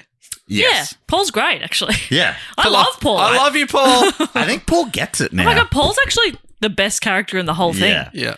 And the whole time I'm just like, it's not even like Sheldon at all. Mm. Is he the hidden figure that the movie is referring to? Yes. Yes. Because they He hardly seems like show... a horrible racist, but at the end, he shows his softer side by giving a coffee. And then, because the whole movie, like 95% of it's just a tight shot on his face, and then they show you his figure at the end. And you go, whoa. Oh my No God. wonder they hit that. Too erotic. Yeah. He's nude. And like, if you haven't seen it, we're talking about like his character is clearly like very bigoted and whatever, but he's not yelling out No. slurs and stuff. He's just cold shouldering her, Yes. making things difficult at every turn. Yeah. You know, And underestimating the insidious her. sort of exactly. Really just kind of like, the fuck are you doing here? But she is actually very good. Yeah, and proves it over and over again. Exactly right. Like she does this big, she really Goodwill Huntings it on the blackboard, and like Something they couldn't figure out. who did this? And then he tries to get her in trouble because she knew some stuff that had been redacted. I don't know if this is true either. It's Yeah. a bit of a fun thing from the movie. And Kevin Costner's like, wait, how did you figure this out without all the information? Like some of that was redacted. And she's like, well, I figured it out. You know, I knew enough that I could figure out the rest. And then they kept going back and forth. He's like, wait, there's no way you could have known this. So how'd you know this? And she's like, oh, I just held the report up to the light, and you could see through the black text. So, and then like one of the lackey guys who hardly has a line on it, he walks out of the room last, little light moment, holds it up to the light before walking out of the shot. Bit of fun. I'm like, they were like, we obviously needed a little lightness here. Yeah. Quite literally. If you're ever, next time you're on a plane, it's a good plane movie. It's just a good movie. But I think I watched it on a plane. You're right. You always remember your first My first plane trip. Hidden Figures viewing on On your a first plane trip. That's right. It was a big day for me. All right. So Shetterly actually wrote this bio on the NASA website. Worlds colliding. This is about Katherine Johnson, Katherine Coleman. Although she's also Katherine Goebel at one point, but whatever. So Katherine. So Katherine was born in White Sulphur Springs, West Virginia in 1918, and her intense curiosity and brilliance with numbers vaulted her ahead several grades at school. In the film, that's how it all starts out. She's a child prodigy. That's right. She just sees numbers and shapes and everything. She makes them dance. Whoa. By 13, she was attending the high school on the campus of historically black West Virginia State College. At 18, she enrolled in the college itself, where she made quick work of the school's math curriculum and found a mentor in math professor W. Shevelin Claytor, the third African-American to earn a PhD in mathematics. Wow. She graduated with highest honors in 1937 and took a job teaching at a black public school in Virginia. This is like the schools are all... Yes. Noted as being black or white. Yeah. Or at least being black. Mm-hmm. Yeah. Because apparently at like Langley, the toilets had no signs on them. They were for white people. Oh, Yeah. right. That's the quote-unquote default. Exactly Yes. right, yeah. Ugh. I know, it's yuck, isn't it? Well, don't worry. The fictitious Kevin Costner eventually takes a Like a sledgehammer? No, yeah. a hammer of some kind. And he just takes it down. Catherine has to Brute keep force. running to the other side of the fucking... Which wasn't that one. That's not based on truth. No. Oh, I think this is the one clip I've seen. Yeah. It was outside of the trailer online. She's gone for several minutes, or ages, because she has to run so far to get to the one segregated Right, and he's toilet. like, where the hell were you late or whatever? Exactly. And then she And tells him the she truth. tells him, and then he goes and smashes the and sign. she fires up, which I don't think she would have done. She seems like she was more... Oh, everything's great. Yeah. She seemed real chill, but and I don't think she had to run across the courtyard to go to the bathroom in real life. I don't think. But it's a great part of the film. Yeah, it's a movie, They're not real. but the heart of the story, Based on real. But the it's heart not- of the story's up there. Yeah. Oh, it's there. There's just no Paul. There's no Paul. There's no Kevin Costner. So she graduated with highest honors in 1937 and took a job teaching at a black public school in Virginia. When West Virginia decided to quietly integrate its graduate schools in 1939, West Virginia State's president, Dr. John W. Davis, selected her and two men to be the first black students offered spots at the state's flagship school, West Virginia University, which obviously this is another one of the main three, walking into an all-white scenario where the locals don't necessarily want that to be happening. Although this is West Virginia, which I think was maybe slightly more ahead of the time than Virginia. To the point that West Virginia actually changed the rules. I think Virginia might have had to have that more forced upon it. Was it Virginia? There was some one of those states was blocking black kids from going to the school. So, like, the federal government sent in army to let them be escorted in, and they're having things piffed at them and stuff. Ugh. Awful. Waffle. Some people want to go back to that. I'm not one of them. Me I'll tell you either. that. Me either. Just No. awful. Awful Too stuff, slow, Dave. Dave. Too Too slow. Me either. Not me. Seriously. Jeez, hopefully AJ edits down that gap for a while, because Yeah. We had to stare at We him had for to ages. stare. I think he zoned out for a bit. Let the video show that I was zoned out for a second, but I snapped in. Pretty quick smart. Please, AJ. Shetterly continues. So she gets into this school, but after the first semester or whatever, she decided to leave school to start a family with her husband, James Goebel. She returned to teaching when her three daughters got older, but it wasn't until 1952 that a relative told her about open positions at the all-black West Area Computing section at the NACA Langley Lab, which, of course, was headed by fellow West Virginian Dorothy Vaughan. Catherine and her husband moved the family to Newport News, Virginia. It's such an interesting name for a town. Assume it was started as a newspaper? Newport the Newport News. News. And there she started work at Langley in 1953. And within 2 weeks, she'd impressed so much that her temporary role had become permanent. She was like, she's kind of the star of the movie. She's just maths genius. She's saying numbers. She's making them dance. She felt entirely at home. Shetterly writes, she couldn't believe that someone was paying her to do maths, the thing that came most naturally to her in the world. And Katherine Johnson, toying with the idea of calling her Kajo. Carjo? Just call it Catherine, I reckon. Catherine. You don't like Carjo? I think Carjo's good. Oh, okay. Catherine. Dave also really quiet on that one. I'd probably say Kajo if I had to pick one. Kajo. Or Catherine. I'll An go option with Catherine for me. for now. Let's see how we go. You can call her Kajo if you want. So she was just as brilliant as she'd been throughout her life with maths, working at NACA. This is Kajo. Kajo, that's right. Shetterly writes, the skies were becoming more and more crowded with aircraft and safety was a growing problem. A small plane had fallen out of the sky and crashed, and Catherine's first job was to work out why. She spent months checking the maths to understand the final movements of the plane. She discovered that a much larger plane had passed through the same place half an hour before, leaving a path of rough air behind it. Half an hour. Wow, that's incredible. Rough air. Yes. What is this, the ocean? What's it like up there? Oh, I don't like it. When the small plane... Is that what turbulence is? Bit of rough air? Well, in this case, that's what it was. Oh, the other plane farted and now I'm feeling anxious on a plane. Oh, the big plane farted. Now I'm in the small plane, snuffing it And up. I'm scared. So that's what happened. Half an hour later, the smaller plane goes through. It's rough air. The pilot loses control and crashes. And apparently nobody knew until then that it took so long for the air to return to normal. No one knew till then, and we didn't know till now. No, half an hour. I would have said, like, if it's within a couple of minutes maybe, but surely to sort of... Imagine a settles fart down. wafting for that long. Wow. I don't know why I can only think about it in wings. farts. So I think about butterfly wings flapping. There. Yeah, so her work led to changes in air traffic rules. From now on, the time and space between flight paths was more carefully calculated. In the 1950s, electronic computers arrived. These are like non-human computers. It's hard to get your head around, but that's a wacky sort of What do you mean, like newfangled they'd idea. use like a machine instead of a person? Yeah, Do you mean a calculator?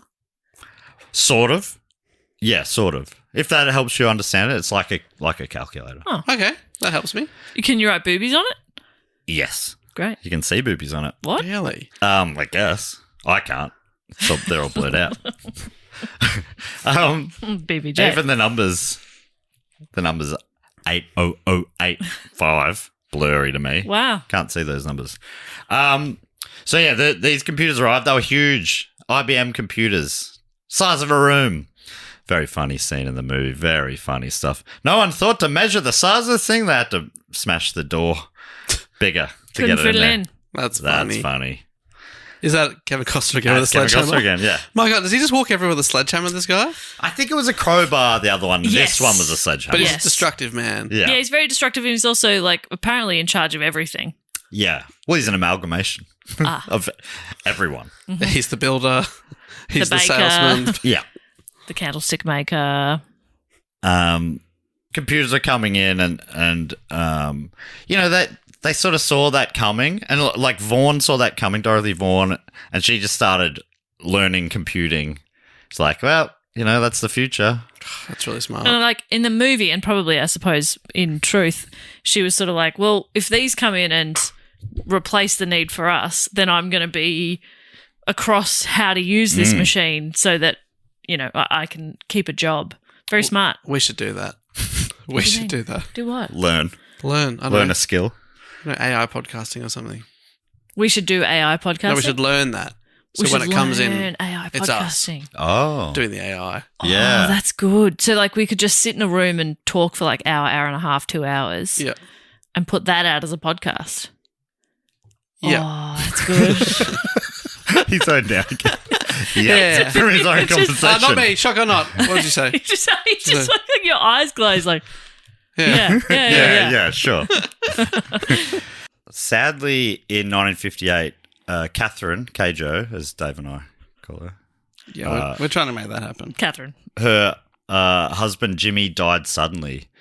He had like a tumor at the base of his brain. It was inoperable, real brutal.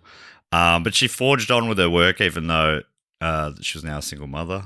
You know, I think just they got like 4 kids or something, don't they? I think it's 3 kids. Yeah, wanted to throw in an extra hurdle. Yeah, she hadn't jumped enough.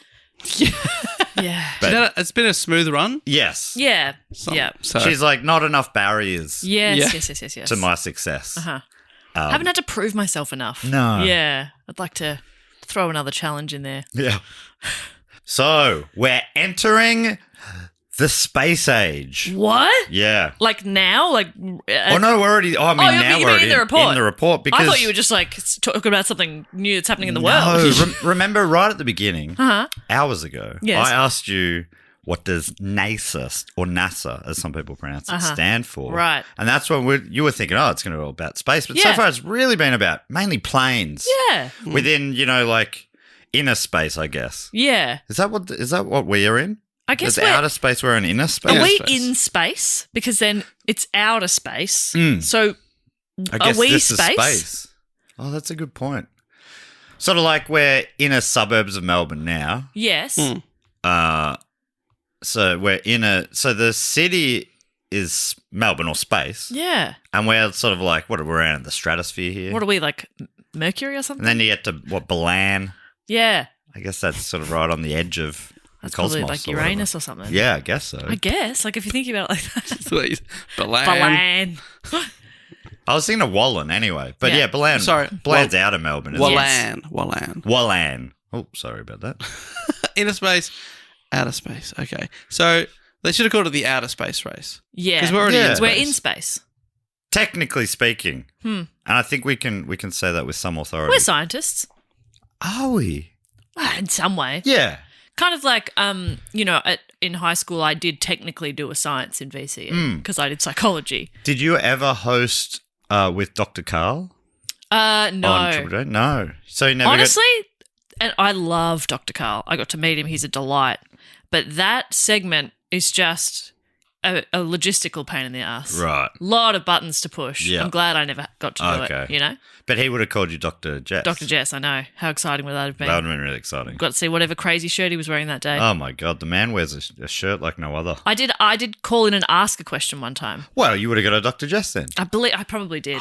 Do you remember your question? Yeah, it was about how a migraine medication I was on at the time made soft drinks taste weird and kind of flat. Like I couldn't get that good crisp of a fizzy drink. And did he answer or did he blow you off? He answered it and I've forgotten the answer. He said, I've got to go to the toilet. I said, okay. Next caller. Okay. Hang on a second. Wait a minute. You're taking the next call in the toilet, Dr. Carl? Dr. Carl, you can't take the microphone into the toilet. That's weird. Well, he probably could. He could. He's Dr. Carl. We worked out a system, a radio wireless system, just built one. He's got a headset on. Yeah, in the John. Oh, the dream.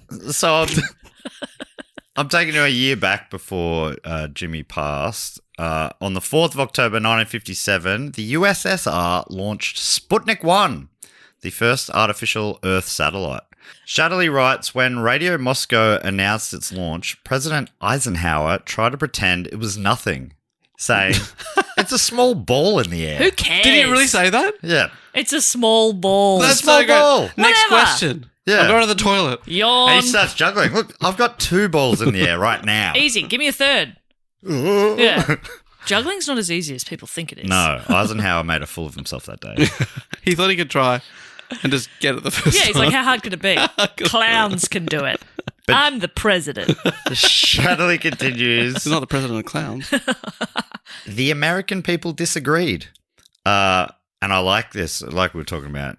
Shetterly will put words in a people's mouth. Yes. Oh, wow. Yes. She'll put words in a conversation she couldn't have been there for. Yes. She'll imagine that, but she'll also, she said America disagreed, saying together, it's a technological Pearl Harbor, they said.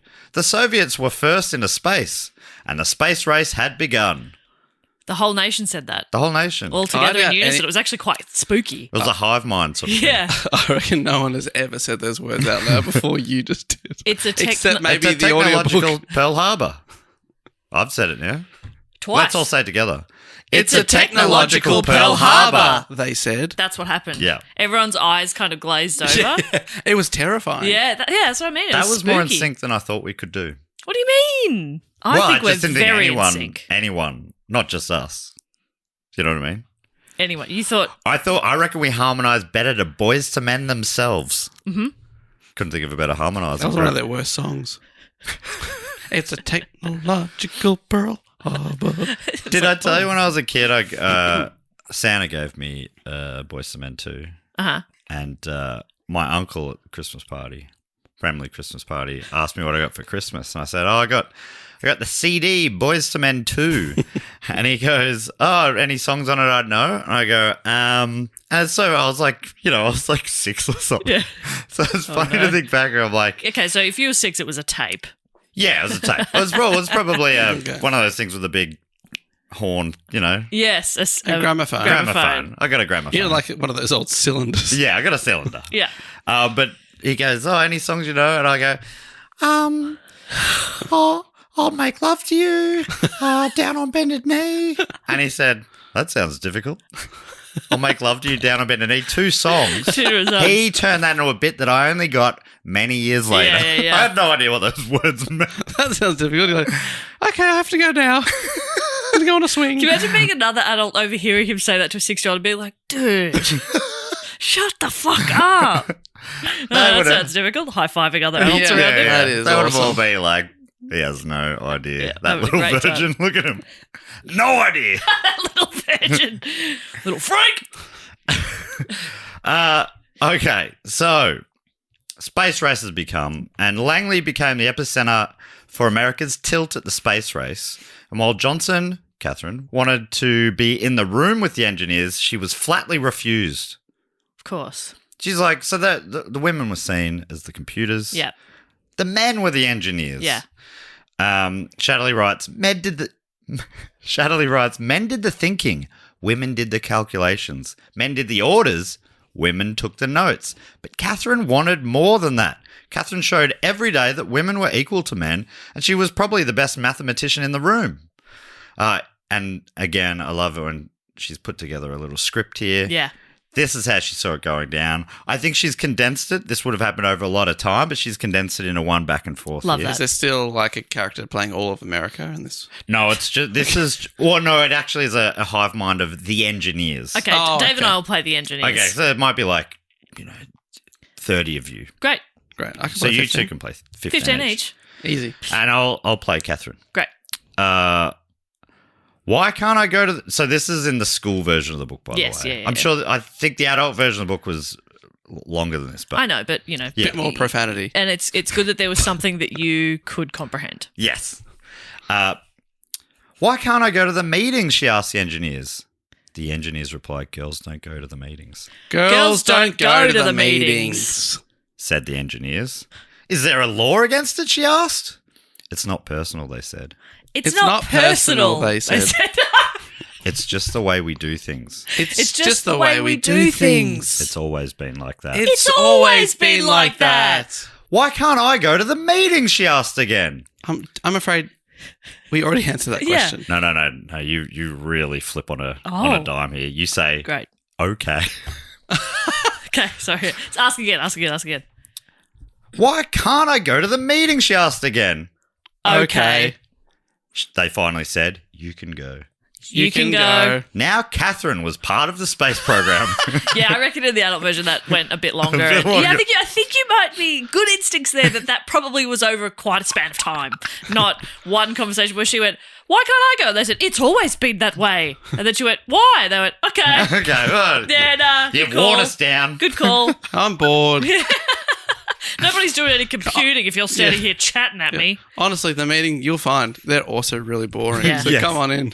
Well, honestly, we're trying to save you a lot of time and effort. In the movie, though, she the first meeting she goes into, Paul, the guy from Big Bang Theory, I hate he Paul. did not want her in there. Of course Kevin not. Costner's like, well, who cares? Give her in, bring her in, whatever. And then a maths question comes up, and Kevin Costner goes, Paul, and Paul's like,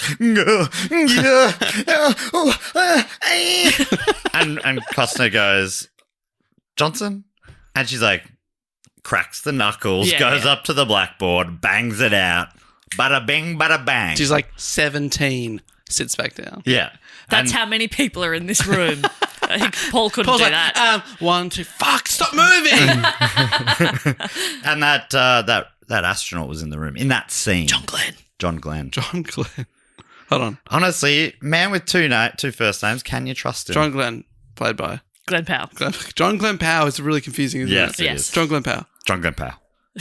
John Glenn Powell. In May of 1958, the West Area office was closed with the electronic computers kind of taken over a lot of the work they could do. They were a lot faster. They still made mistakes, probably made more mistakes than the humans. But, you know, they were improving all the time and they were only the size of a room. Yeah. So pretty compact. And people are like the size of 2 rooms. Yeah, that's right. Yeah. Uh, If you have 2 rooms worth of people. You know what I mean? yeah. Then in October of 58, the government consolidated. That's the American government. Oh. You might have been thinking, why is the Australian government Yeah, getting why are they involved getting here? involved? What? Guys, back off. Yeah, this You know? isn't really your purview. I say that as an Australian. yeah, Back off. yeah. But it's the American government. Yeah, American government. Okay, I should have thank said that. I know whenever you hear anything like the national ASA, you're thinking Australian? Yeah. I think the first A is Australian. Yeah, I guess so. The National Australian Space Administration. Administration. I hear CIA, I think Central Intelligence Australia. Yeah. Yeah. We do have a bit of like an issue where we center ourselves a lot. But we're working on it. Yeah, the first step is acknowledging it. There you go. So thank you for clarifying it's the American government. I obviously care less now, but I'll still listen. Yeah. Oh, America is it's a country in North America. Ah. Technically, if you say the whole thing, it's the United States of America. And that's referring to the fact that it's made up of states that came together to form Like a united country. country. They federated. That's Sort of like interesting. Australia did Australia. when the colonies of Australia Yes. federated in 1900, 1901. Oh, right. 901. Did America see us do that and they thought America they did should a do it? version of that. After. Yeah, I think they were inspired by us. They did it before us, but I think, they were inspired by what they could see. Us The- leading towards. Yeah. Yeah. They could see the direction we were heading. Yeah. They just pipped us. Yeah. Yeah. Yep. I think that lines up. So this is the US This government. is the US government. Okay. And they consolidated all their space operations into one umbrella known as the National Aeronautics and Space Administration, or perhaps you'd know it better as NASA. What? Yeah. Big reveal. Yeah. Oh, like the question you asked at the Yeah. start. That is so clever. So NACA became NASA. Wow. And what happened to NACA? NACA got knackered. So And, not just the balls were cut off, all of it. Yeah. they don't do planes anymore?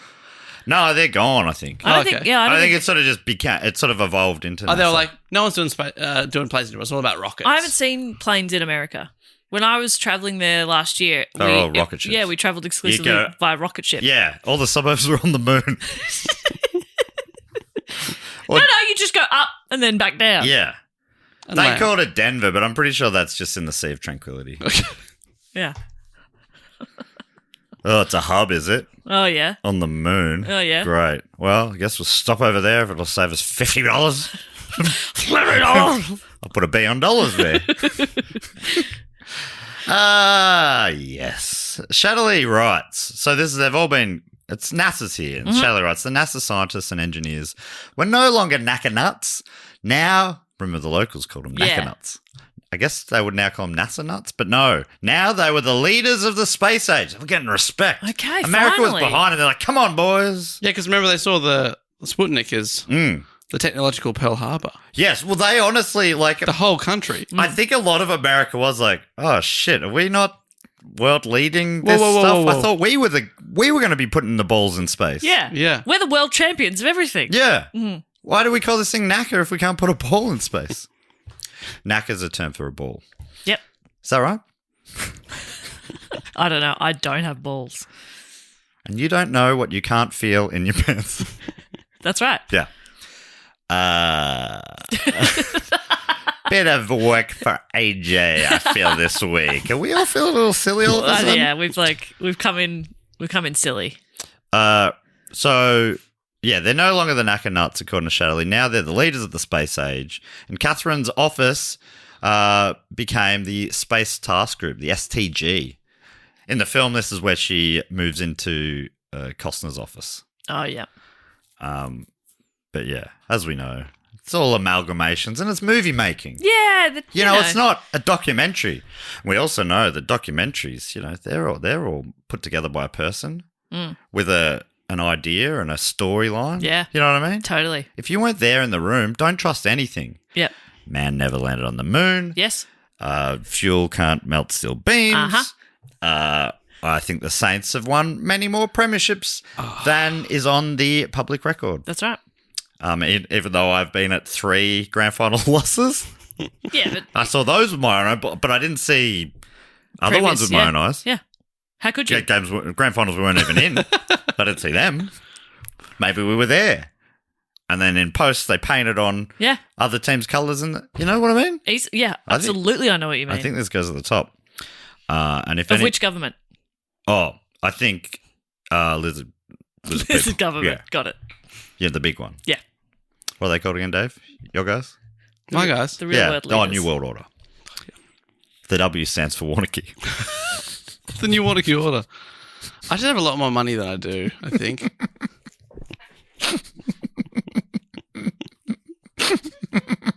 Jess has had a sip at a very bad time. Oh, really? You haven't swallowed that yet? It wasn't a sip, it was like a really big mouthful too. Oh. Son of a bitch. You son of a gun. So, the new plan here, space age, America, NASA, we're going to orbit the Earth and we're going to figure out if humans can live in space, and we're also going to figure out if they can come back again and still keep living on Earth, and we're also going to figure out if we can bring the spacecraft back, and we're going to call the project Project Mercury. Ooh. Whoa. Named after the god. Really? Yeah, because it's not Freddy. Oh, he's a god to me. I don't think Freddy had really made his mark yet. Oh, well. Some of us got on early. Yeah, but don't you think the planet had made its mark?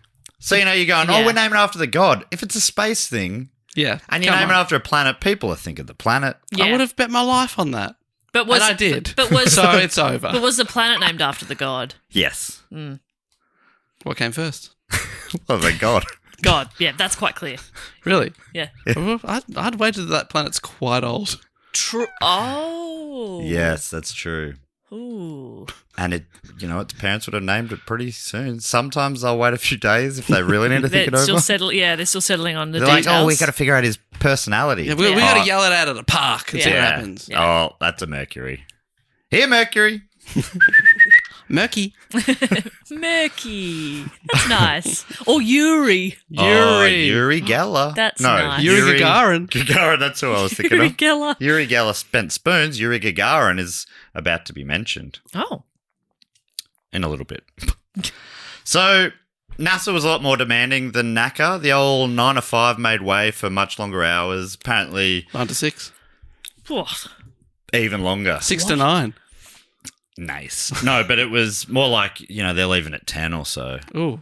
Which is funny again, and I should stop referring to this movie that is only based on the true story, but they're like, Kevin Costner's like, if you're not now willing to work into the night after the USSR sort of got the jump on him, he's like, I'll say thank you for your work. Basically, you can't work here anymore unless you're going to work longer hours for the same pay. But I reckon that's a bit dumb because surely it's, some people can stay, but surely it's better to have more people working on it for a good chunk of the day, and then some have to leave, but others can stay on. Yeah, it was an interesting tactic. Yeah. I think everyone took it on, but... because they're men. But then the interesting thing was, Jess, I don't know if you watched it a while ago. Yeah. But the rest of the movie is a lot of Kevin Costner and Katherine Johnson by themselves at night time in the office. Yeah, Did anyone actually... I'm like, obviously, maybe the real thing, they all work longer hours, but... Maybe they're in working Hollywood, extra it's expensive to pay all those extras all that time. Yeah. And the Big Bang Theory guy, he doesn't come cheap. Was he still filming Big Bang Theory during the Probably, evenings? I guess He had to go. Yeah. That's true. I got to go be Sheldon or so whatever. Yes. Is that him? Yep. Oh, yeah. And then he was like, I think they de-aged him and he played Little Sheldon. God, he's a great actor. He's a great actor. Yeah, same actor. Not a lot of people don't They know shrunk that. him as well. Yeah, it's very impressive. It was around this time as well, things heating up, that Catherine, I think a couple of years after her husband Jim died, she met a man named Jim Johnson. And they soon married, and that's why she's known to history as Catherine Johnson. At least she doesn't have to change the Jim tattoo she had. Yeah, that's true. Oh, my God. You know? Yeah, which was a pretty fun pun. Jim Junkie, spelled J-I-M. Oh, that's good. And I'm like, Catherine. Well, this is only backing that up. Yeah, She's that's addicted fantastic. to gyms. Can't get enough. Can't get enough of these guys. Woo! Oh, yeah. And he was a tall, handsome army returning soldier. Oh, I'd like a gym membership. Oh, yeah, sign me up. And apparently in the book, she says that the priest, apparently, or the reverend or whatever, is like, oh, it's returning man, Jim Johnson. And yeah, ladies, he's available. Oh, wow. And apparently they dated very soon afterwards. But it's so Nice. weird that your reverend's wingmanning you like that. Yeah. But when you're Thanks, as hot Rev. as Jim, Yeah. I mean, did he need it? yeah. Ladies, just to save you a little time, I know you're all about to ask me afterwards, so Yeah. I'll tell you all right now. Yeah. Yeah. He's unattached. Okay. Okay. So, form a line, ladies. Behind me. I call dips. Project Mercury needed someone to fly the spacecraft, obviously. You know, they wanted to test if humans could go out and come back. They Yeah. needed people for that role.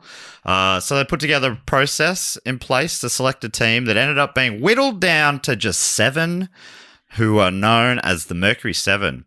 Let's see if we could qualify. Here are 8 of the stipulations. Mercury 7. Now, this is named after the god as well. All right. So say out once you're out. Less than 40 years old, out. In. Less, That's true canonically and in real life for you. Just for, yeah. Well, and truly both saying. ways. One more than So we're the still other. in. We're still yes. Just. Less than 5 feet 11 inches or 1.8 meters, out In. again. In, baby. 170. 170. Well, I've found out recently slightly less than that. I'm like Okay, 2 you shrunk. centimeters over. Oh, no, I'm so tall and old. Shut up. But back then, I would have been under 40. You know, True. oh, no, I wouldn't have No, been. you wouldn't have. No. And can I just It's say, only the 50s. you know, I assume who else is out? John Glenn Powell. Oh. That guy, he's got to be more than 6 foot. He's No, actors are always little. Actors are He's fucking like tiny. a tall guy, that guy, though. We're on it. What's his name? John Powell? Glenn Powell. John Glenn Powell. Height. 183. He's out. Oh, you're right. What's that? What's 183? Is that like That's 6 six, foot? 6 even, I think. goodness, We're Glenn just Powell. over. Yeah, second a bit. Oh, Glenn. Glenny. Another tick in your box there, Glenn. Woo! Another Okay. tick in your box, have a tick in one. Correct. We've got 2 things going on. We're in for the program. We're also in for Glenn Powell. You still in for Glenn Powell? I'm in for Glenn Powell. Okay, me too. 3, in excellent physical condition. I'm out. In. I am so I'm in. getting the red marker is out big time on my I one. have multiple chronic illnesses. Never been more in. With a bachelor's degree or equivalent. Oh, yeah? Yes? Back in. I'm going to say I'm healthy for this one because health is subjective. Just Exactly. They were all smoking Yes. like 50 packets a day back then. Yeah. I don't by smoke- their standards. I only smoke 1 packet a day. As long as I can take my migraine meds with me into space, I should be fine. Now, I guess this is open to interpretation. You might find a way around this. A graduate of test pilot school. In. I've been on like heaps of planes. And TV pilots. Yeah. You've done some Yeah. test pilots. No, not really. I've played. Web series. I don't do pilots. I'm an offer Sammy only. P. You've been on Sammy P's pilots. True. I'm back in. Back in. Okay. Well, we were in for quite a long time. This one is harder. Well, let's see how you get your way around this. Qualified jet pilot. Oh, okay. And last one, I think this rules both of you out. A man. Dave being a boy. Dave is a boy, and I. So is it a man's man? Oh, Just a man's boy. A man's boy. There's got to be like a spot on the aircraft where it would be really helpful to have a small man, aka a boy. Yeah. Yeah. I Can mean, you clean or something? Yeah, that's true. You could be, You you could- could have the mop You out. could get into the nooks and Yeah, crannies. you Yeah. date your fingers to like get into the back of the engine and sort of Yeah. scrub it a bit. I like that it starts with like you just got to be, not too tall, Not too old. not too old. A bachelor's degree would be good, and we're like, okay, yeah, we have arts degrees. Easy. Like, yep, sure. And then it gets to like, you have to be a jet pilot, and okay, well, just fucking say that then. But can I just start say, with that? most jobs when you apply for them, they put out 10 criteria. If you're hitting like 6 or 7, they usually will give you a shot. Yeah. Like, an interview maybe. Yeah. So Yeah. I would just say, not a qualified pilot, but I tick everything else. Yeah. Yeah. I'd say, is Can there? learn on the job. Yeah. I'd just be like, yep, I'm up for it. Couple of questions. Is there a pharmacy on board? Okay. Yeah.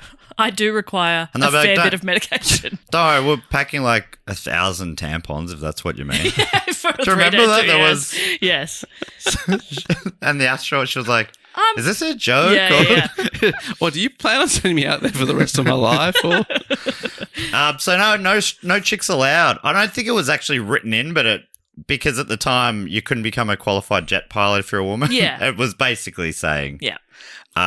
Dudes only. And this is interesting. A few years later, Linda Halpern, a school kid, wrote to the president asking about if she could, she dreams of being an astronaut. and he said, it's no big deal. It's just a rocket. It's just a ball in Whatever. space. Who cares? There's a new president Okay. now, though, Who I'm started afraid. caring? JFK's on now. Oh, he's pretty pro-space. Margaret A. Vitakamp writes for the National Air and Space Museum. In 1962, young Linda Halpern decided to fulfill a school assignment by inquiring about how she could pursue a dream.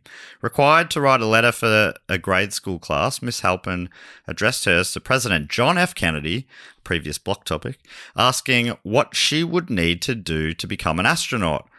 And the reply that came from NASA was not terribly encouraging. This is what the letter replied. Didn't say you got to be a man. It just said, thanks, but no thanks, basically. Dear Miss Halpern, President Kennedy has asked this of us to thank you for your recent letter. Your willingness to serve your country as a volunteer woman astronaut is commendable. However, while many women are employed in other capacities in the space program, some of them in extremely important scientific posts, as we've talked about, we have no present plans to employ women on space flights because of the degree of scientific and flight training and the physical characteristics, no further explanation, which are required. Tits. Can't have tits. We appreciate, They take up too much space. Exactly. yeah, and there's not a lot of that out there. Okay.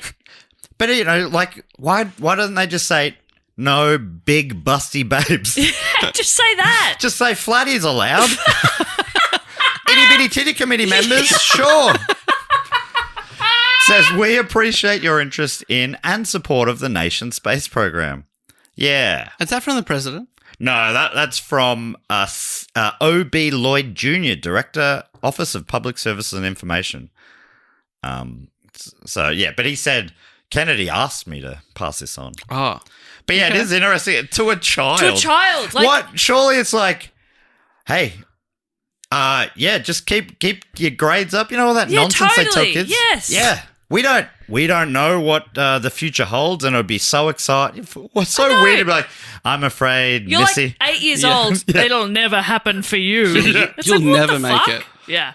So weird. I remember being in last years of high school and one of the teachers talking to us, about because there's so much pressure on the score you get at the end of year 12 and stuff like that. And she was like, so many of you, there was a percentage she gave us. She's like, so many of you will end up working in jobs that don't exist yet. And that's true of me. Yes. Um, And it's true. It's so true now, right? course. Who knows what their next jobs are going that to be? kid's like 8 years old. Who knows what 20 years in the future is going to look like? Yeah. I 10 think years. It's crazy. kids now are all going to end up being like AI robots? correction. They're all going to be they're spending full time correcting AI mistakes. Yeah.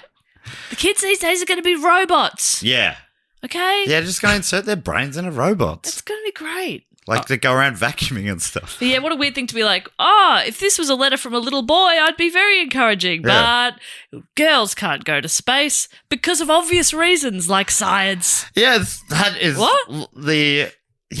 because of the degree of scientific and flight training. Women can't do this flight training because we've never allowed them to even try. It's So it's not possible for them to do it. This article I don't go into there was theories that women would be better astronauts because they're smaller And there was a bunch of reasons. So they did train up a group and they were doing really well. And then they cut that program. Yes. And one of them went to Congress to plead the case, and it got shot as being like discriminatory. Yes. But there wasn't at that time any like in-law protections, I don't think, for equality in the workplace, maybe something like that. So this is crazy. I've just it started didn't reading happen. a book yesterday, and it mentioned exactly that. Right. Because it's about space. there you go. Oh, what's the space book? Atmosphere by Taylor Jenkins Reid. By the time this comes out, I've probably finished it. Yeah. What was it like? So good. So the article goes on. Vita Camp writes, women would not become part of the US astronaut corps until 1978. One of the 6 women in that group of space shuttle astronauts was Dr. Sally Ride, who became the first American woman in space and, got quite famous. And she didn't for it. explode. No. She went to space and Yes. the world continued to turn. It What did. about the science? What Holding about the her back? flight training? I think by this stage, like computers were better, so she probably just had a computer. Yeah. Okay, so She had she a cheated. laptop with her. Cheated. Yeah. She had the internet on her, I imagine. They're like, okay, Dr. Sally, what would you know? Thanks. A woman doctor, Thanks, I've heard Doc. everything. Yeah. Meanwhile, Halpin, the young girl, grew up to have a successful career as an attorney, serving with distinction in the Texas Attorney General's office. Sounds like the kind of person who might have been really good as an astronaut. I don't know. Yeah, sounds like a pretty Lawyers. intelligent and driven But, person. that's what I mean. Yeah. All that. So had a successful career. So in 1983, when Sally Ride flew into space aboard STS-7, Halpern was working as a trial attorney for the U.S. Department of Justice in Washington, D.C., and she sent NASA's letter that she received to Dr. Ride to let her know that she was fulfilling so many young girls' long deferred dreams of spaceflight. And Dr. Ride kept that letter in her files for the rest of her life. Wow. And when the National Air and Space Museum took over all her archives. Yep. They've now got that letter in the museum. So that's why we really know about it. That's in awesome. particular. Yeah, it actually kind of gave me tingles when I was reading that out about her sending it on to Ride. Oh man, Love that. You imagine Sally Ride probably, if she was human, which I think she was. Prove it. A woman astronaut, human, barely.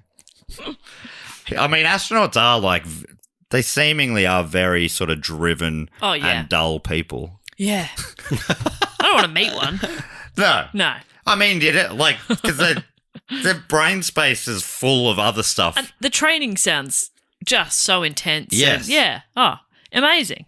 Yeah, I think it's like 0.00% of people would be able to get through any of that, right? You couldn't, even if I was the perfect specimen to go to space, which again, chronic illness, you could not pay me enough. I don't think period pain can be counted as chronic illness. It's Jess. chronic illness. Half the people in the world suffer from it. It's chronic illness. And I think they should just shut the fuck up about it. As a feminist, I can say that. Have you seen videos of men being connected to period pain simulators and they can't get past level 2? Yeah. They're like, ah! It is incredible It's fun because stuff. I mean it proves two things: that it is it's an awful thing to go through, and that when men complain about sicknesses, it is true that we just don't deal with them very well because Yeah. we're not built well for pain. But you are apparently. built for space. Yes. That we can say for sure. And science. Yes. I would and flight also training. like to welcome new listeners who don't know sort of a bit of a backstory history we've built up that makes me feel comfortable saying such accurate True things. things. Yes. Speaking your truth. But yeah, that feels like that's something we could do for a YouTube video. I love that. Dave on a period pain machine. Thanks for volunteering me. Well, Jez and I are feminists. Is that- You're the one who bangs on about, sodgy stuff. So Yeah. You're the Sodge. you're the one who probably needs to learn by doing. Feel the pain. Was it level 2? Was it out of 2? All right, let's get back to those 7 Mercury fellas. Enough about the Sheilas, which was a question on a New York Times crossword recently. young woman in Australia. And it took me a while to get it, but it was Sheila. Oh. That's funny. You don't hear that much anymore. No, but I also don't. I wouldn't have necessarily thought Sheila was a young woman No, specifically. I just thought It's just woman. When Yeah. I think of young woman, I think Jess Perkins. Did you try that? Did you try Jess Perkins? I did. Too many letters. Perko. Perko. Perko. Yeah. Yeah. Will Perko. A little skipper. Yeah. So this is NASA on the Mercury 7. On the 9th of April 1959, NASA formally introduced the men to the nation and the world, and the astronauts took their seats at a long table on a makeshift stage, and NASA Administrator T. Keith Glennon introduced them in alphabetical order. This is the 7. Malcolm S. Carpenter.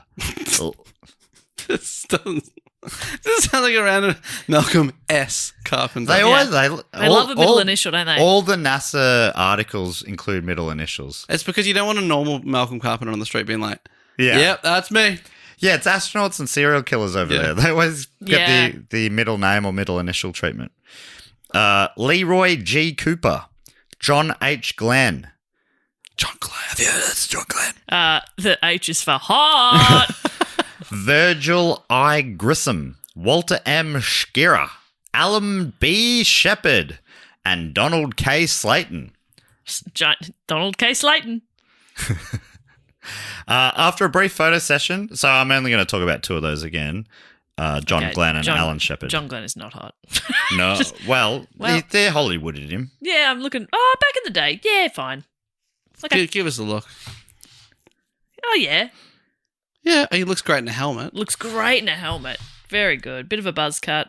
Put it in the helmet. Yeah. You don't He's need to see fine. the dome. He You look- they you know holo- who should have played him? The guy who played Wolverine's brother in one of the movies. Oh, Oh, yeah. yeah. Sabretooth. No, not Sabretooth. Maybe. No, not Sabretooth. I saw that and I thought Woody Harrelson. I was thinking, what's that guy's name? Oh, You know what I'm talking about? I don't, but I've derailed us. It's got like a German name or something. Who played Wolverine? His brother. Last thing I googled is Glenn Powell height. How hot. Liev Schreiber. Oh, I can see a bit of Oh, Lee. Tribe yeah, about yeah, him? Yeah, I can see the tribe. When he's got the shaved head. So they're announced. They say, everybody welcome the nation's Mercury astronauts. USA!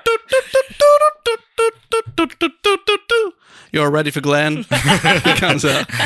And they were instant rock stars. So that's Rocking out in the spacesuit. Everyone's collecting the baseball cards.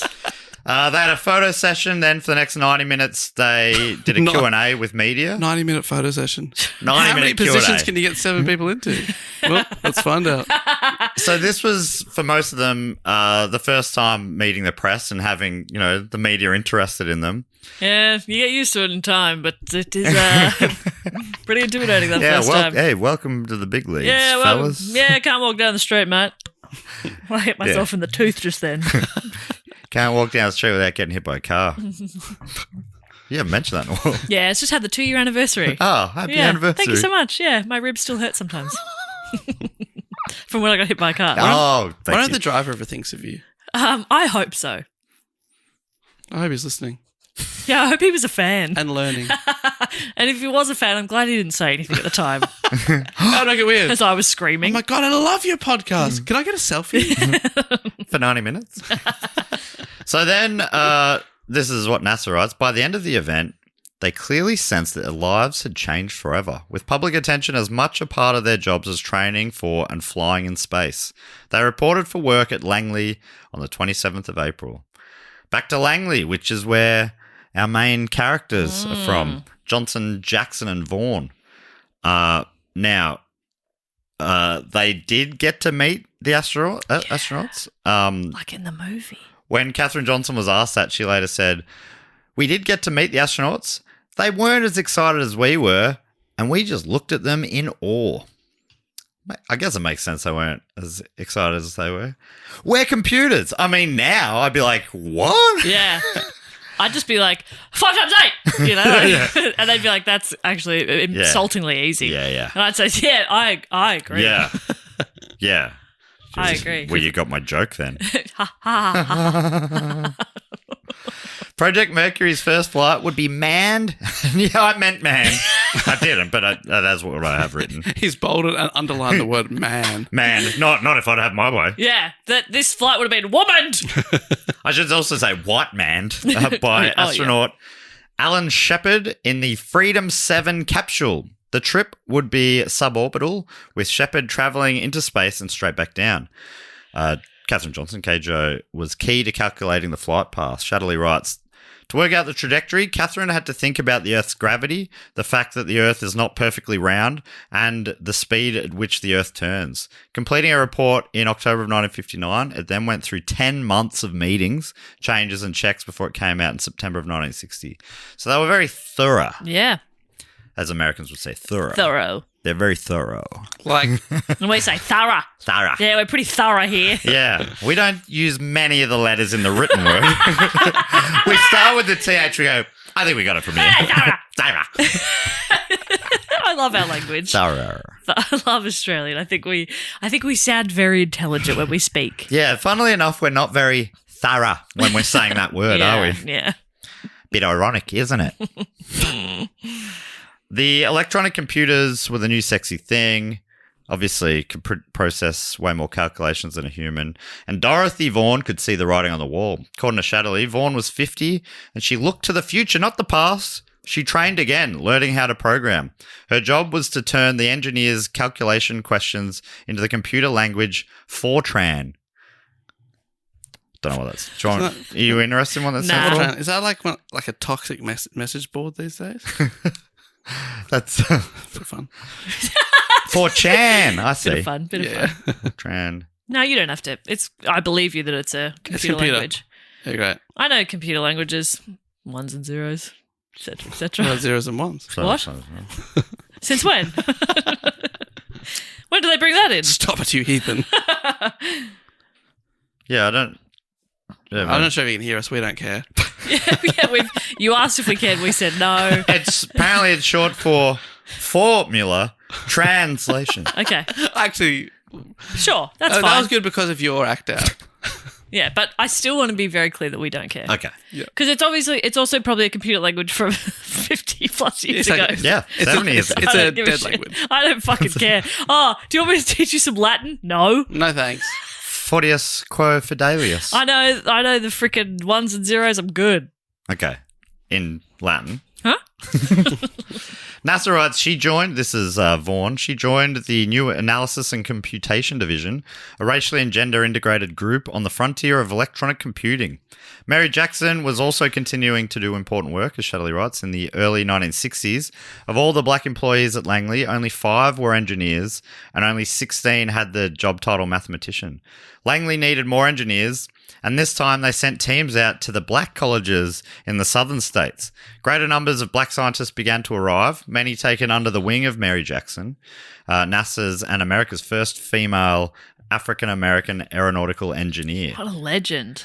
Yeah, so not only was she like out the front, but she was doing the opposite of pulling up the ladder. She was dropping the ladder down and going, "Come with me, everybody. I gotcha." So cool. It's a really strong ladder. It's a great ladder. You can trust it. I'm an engineer. So I can guarantee this ladder's safety. I did the maths on it. So Shetterly writes, Mary helped everyone. She brought students from Hampton's public schools to Langley for tours, to see the engineers at work and to meet an astronaut if they were lucky. This is like, she's working a full-on job, and these are just extra volunteer bits she's sort of doing around. Yeah. She invited a white female engineer to give a joint lecture with her to an all-black group of high school girls. And the girls saw it was possible for an exciting workplace to include a woman who looked like them. Mary found places for new members of the team to live, and she invited them to their house for dinner, a place they could go if they missed home. So apparently, like, very regularly, her and her husband were having out-of-town kids who were just trying to, they were homesick or whatever. Come have a family meal with us. That's so nice. What a great person. Yeah, real gun. In the movie played by Janelle Monáe. Yeah. Beautifully. Yes. Great performance. Real fun. Yeah. I wonder if she sort of plays it with a real sass kind of energy, and you don't get a lot of the come around for dinner at my place part of the personality. But, Yeah. But meanwhile, Hollywood, you know. oh yeah, don't have time for home cooked meals. Jeez. It's all go. It's all La catered. La Land. Yeah, it's all catering. Don't look me in the eyes. You know what I mean?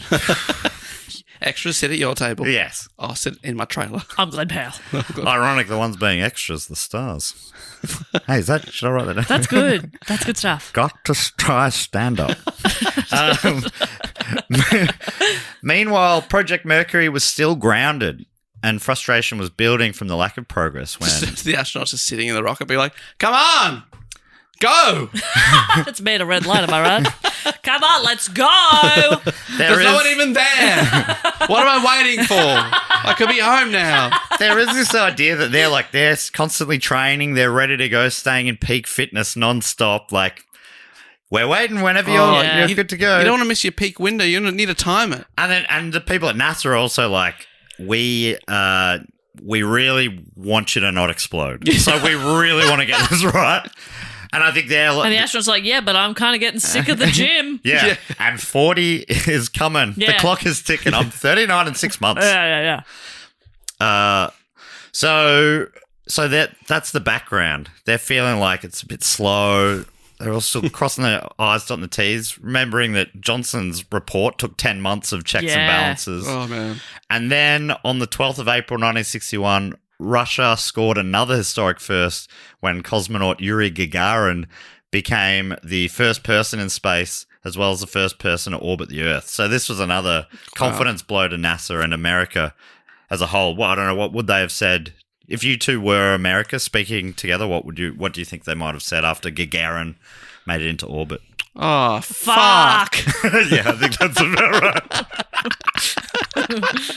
You guys are in sync. Yeah. Thank you. Our cycles have synced. I mean, why don't we call you Justin Timberlake and one of the others? Because you two are in sync. Joey Fatone. Joey Fatone, thank you. Plant, space, or bass. Now, Bass. Like a fish. did you do an episode on Gagarin at some point? Yes. So Did. if people want to hear that story So in do you remember full- that, Jess? Of course. One of you might not have been there because I think Naomi Higgins was on the episode. Oh, thank God. So I'm not sure. I think I was there. So maybe Jesse, you weren't there. Yeah, let's say I You wasn't probably there. listened back. 100%. Of course I did. Or if I wasn't there, I listened back. Right. And if I was there, I was listening. Yes. So I think... That's always true. I'm always listening in the moment. yeah. I agree. Yes. But Have you checked out the Saints episode yet? no. Can't bring myself to. I've had people... In Brisbane, a guy came up to me and said, loved that episode on the Saints. It's probably the episode that gets mentioned more than any other to me. Yeah, right. But I think it might be I've either listened and loved it or I've skipped it and not even thought about it again. I think you know what? I've got a Everyone who listened loved it though, that implies. I think I'm going to be driving to Sydney for Christmas this year. The pod's going on. Okay, great. Do you think we could get like merch, like badges that says like "I survived" for listening to episode? Yeah. That's not bad. That's not bad at all. Write that down. Write that down. So yeah, it really rocked America's confidence, Gagarin getting up there in space. But less than a month later, Shetterly writes, on the 5th of May 1961, NASA was finally ready. Live on television in front of 45 million Americans, US astronaut Alan Shepard, one of the 7, went into space for the first time. And can we say what they said collectively, the nation? They said, Fuck "Fuck yeah!" The flight... Okay, let me know what they said at the end of this paragraph. The flight lasted just 15 minutes and 22 seconds, went 187.5 kilometres above Earth, covered 487.3 kilometres. All of this was nowhere near Gagarin's achievement. I reckon they said, still pretty good. Yeah. Half of them were saying that, half of them were laughing. No, but it's the whole nation of America, so they were probably saying, we're number one. USA. You know? We did it faster. We did it Yeah, faster. yeah. That's true, more efficient. World Yeah. champs at space. President Kennedy was confident about his team at NASA, Champs in space. saying, I believe... Well, yeah. My jokes are real thinkers, aren't Yeah, I they? thought that's Because they funny. did, like, they are the country that started the Miss Universe pageant. That's right. That's right. Which is And they have the World Series. Yeah. And the which is NBA the World American- Champions. Yeah. Well, I think Canada is in that as well. I just realised. Okay. I think the World Series baseball this year is a Canadian team versus an American team. Who will be the world champion? Yeah. And I think it's probably fair to say. Oh no, Japan's got some great teams, don't they? I was going to say it's probably wouldn't make a difference if all the teams around the world were entered anyway. Cuba's got some teams. I think Australia's national team might be an okay team against no, probably not, because those teams are hectic. Like the best player of all time is playing for LA at the moment. Apparently he just had played almost the perfect game, pitched out nearly everyone, and then hit 3 homers. Wow. Is that the Japanese guy that they spent like 3 point? I love that guy. It's like $30 billion. I mean, it's not that many, but like a lot of money. Yeah. Like it was a $700 million contract or something. Wild. Wow. 700 million. That can't be true. Nobody, that's not a real amount of money. Look him up. That's fucked. And we're here fucking doing this for less than 700 mil? Less. Each? And there's 3 of us. I know. There's only one of him. We would happily split 700 mil. Is that fair to say? Yeah. 700 mil. Okay. 750 would be easier to split. Okay. Nothing less than 750. All right, that's fair. Well, there's a player for the New York Mets called Juan Jose Soto Pacheco who signed a 15-year, $765 million deal. Whoa. 15 years? Wow. He's going to be playing till he's how old?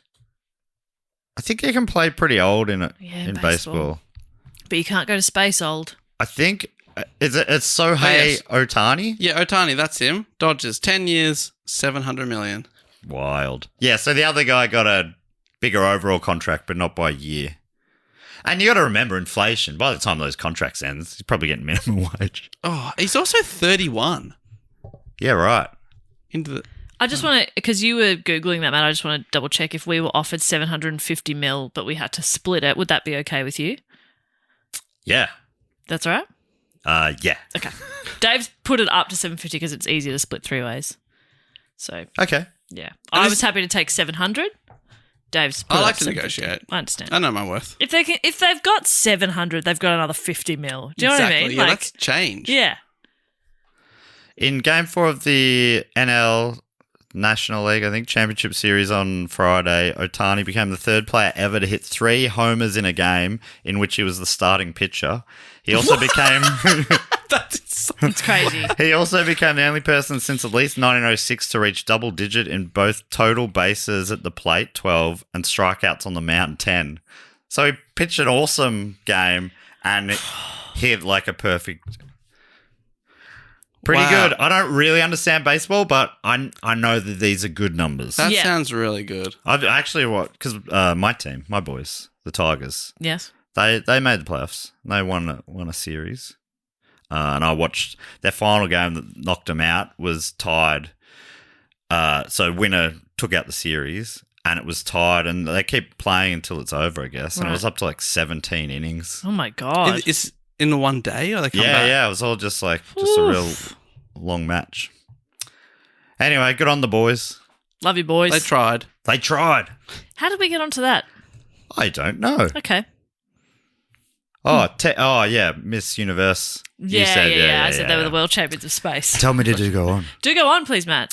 So, yes, President Kennedy, he was confident. Despite them seemingly lagging behind, publicly he's going, we got this, NASA's the best, we're going to do it. And he said, I believe we should go to the moon. That's not a very good Kennedy. Dave, do a good Kennedy. I believe we should go to the moon. I say we should go to the moon. Is that better? That's why am I asking Dave? Jess does the best Bostonian. Sorry, I need a word to get into the Bostonian. Harvard. Harvard. I say we should go to the moon, Harvard. Yes. That was, I think that was easily the best of 3. Obviously, Easily. we'll wait till the Americans check in. Should also say, of course, Americans, I'm almost nervous that we're going to offend Americans. But I think most Americans aren't offended by that sort of stuff. And the kind of Americans who are offended by that sort of stuff probably aren't listening to this show. Yeah. I might be wrong. Let me know. Let me know if you want me to shut up about... it's just, you're the center of the universe. I think we're more insulted when when they talk about us, because we're just this tiny little piece of shit over on the side. Like, we need this. Come on. And they're like, oh, they all say no. And we're like, no, we don't. I love when they say that. What I don't like is when they say we don't have great alleyways and we don't have great coffee culture and that our weather doesn't change 4 seasons in one day. I think you'll just find that a barista from the Axel Coffee Roasters has just taken out the World Championship of coffee making. Okay. Again. Okay. And what does the first bit mean? Axel, is that an Australian thing? It's the A for Axel. It's Australian. like a chain. There are coffee roasters and there's cafes around. Yeah, they do Australia. good coffee in Australia. We did it! Yeah, we did it. My boys. We followed closely. Okay, we got the best coffee. And John Cena was interviewed and he said Melbourne does the best coffee. And they have great drivers who let him cross the road in front of them. He said that. Yeah. He said that. I drove. Well, which John is Cena crossed interesting. the road in front of my car. It was awesome. Especially after what a driver did to you. I don't know if you brought that up. At the time, yeah. At the window, I said, "You're actually very lucky I'm letting you go because I was not so lucky myself." But I was on the side of the road I've been hitting. I said, "This ends with me. I will not be passing on this chain." Also, John Cena would have totaled your car. Your car would have come off worse. He is built like a brick shit house. And this is my old car too, I'm pretty sure. Oh, yeah. Was it? No, it must be my car. What was your old car's name? Joshua or something? Colin. Joshua. Okay, so Kennedy said, Joshua. I believe we should go to the moon. Yes. And he wanted to land a man on the moon and return him safely to Earth in the next 10 years. And all the women are like, just leave him up there. Hey, take them all up there. Just leave him on the moon. We'll have a good time down here. Apparently- Leave all the men on the moon, they said. We might be from Venus, but leave all the men on the moon. So NASA was like, what? They were like, they're watching going, going, this was not mentioned. we have not been briefed on this, but this is good news. Like, they'd be like, they must have thought part of it might be like, is he going to shut it down? We lost. Yeah, right. They must be thinking, They're going, oh no, shit, he's chucking more money we're in. getting more funding. Yeah. Because they're like, we haven't done any of this, but And he kind of says, like, he almost, if I remember correctly from the JFK speech, he sort of puts a time limit on it, like by the time, the end of the 10 decade. years, yeah. And they achieved they're like, that. fucking, yep. Oh, that's a spoiler, isn't it? What? Nothing. Forget what I just said. It's not a I spoiler. didn't hear you. I don't listen It's to a lie. Wake up, sheeple. Sorry, I'm so sorry about that. You little sheep. Bah, that's you. I'm a bad little boy. So it was positive news for the organisation, but it also meant that NASA had probably outgrown its Langley base, which is where nearly all of our story so far has occurred.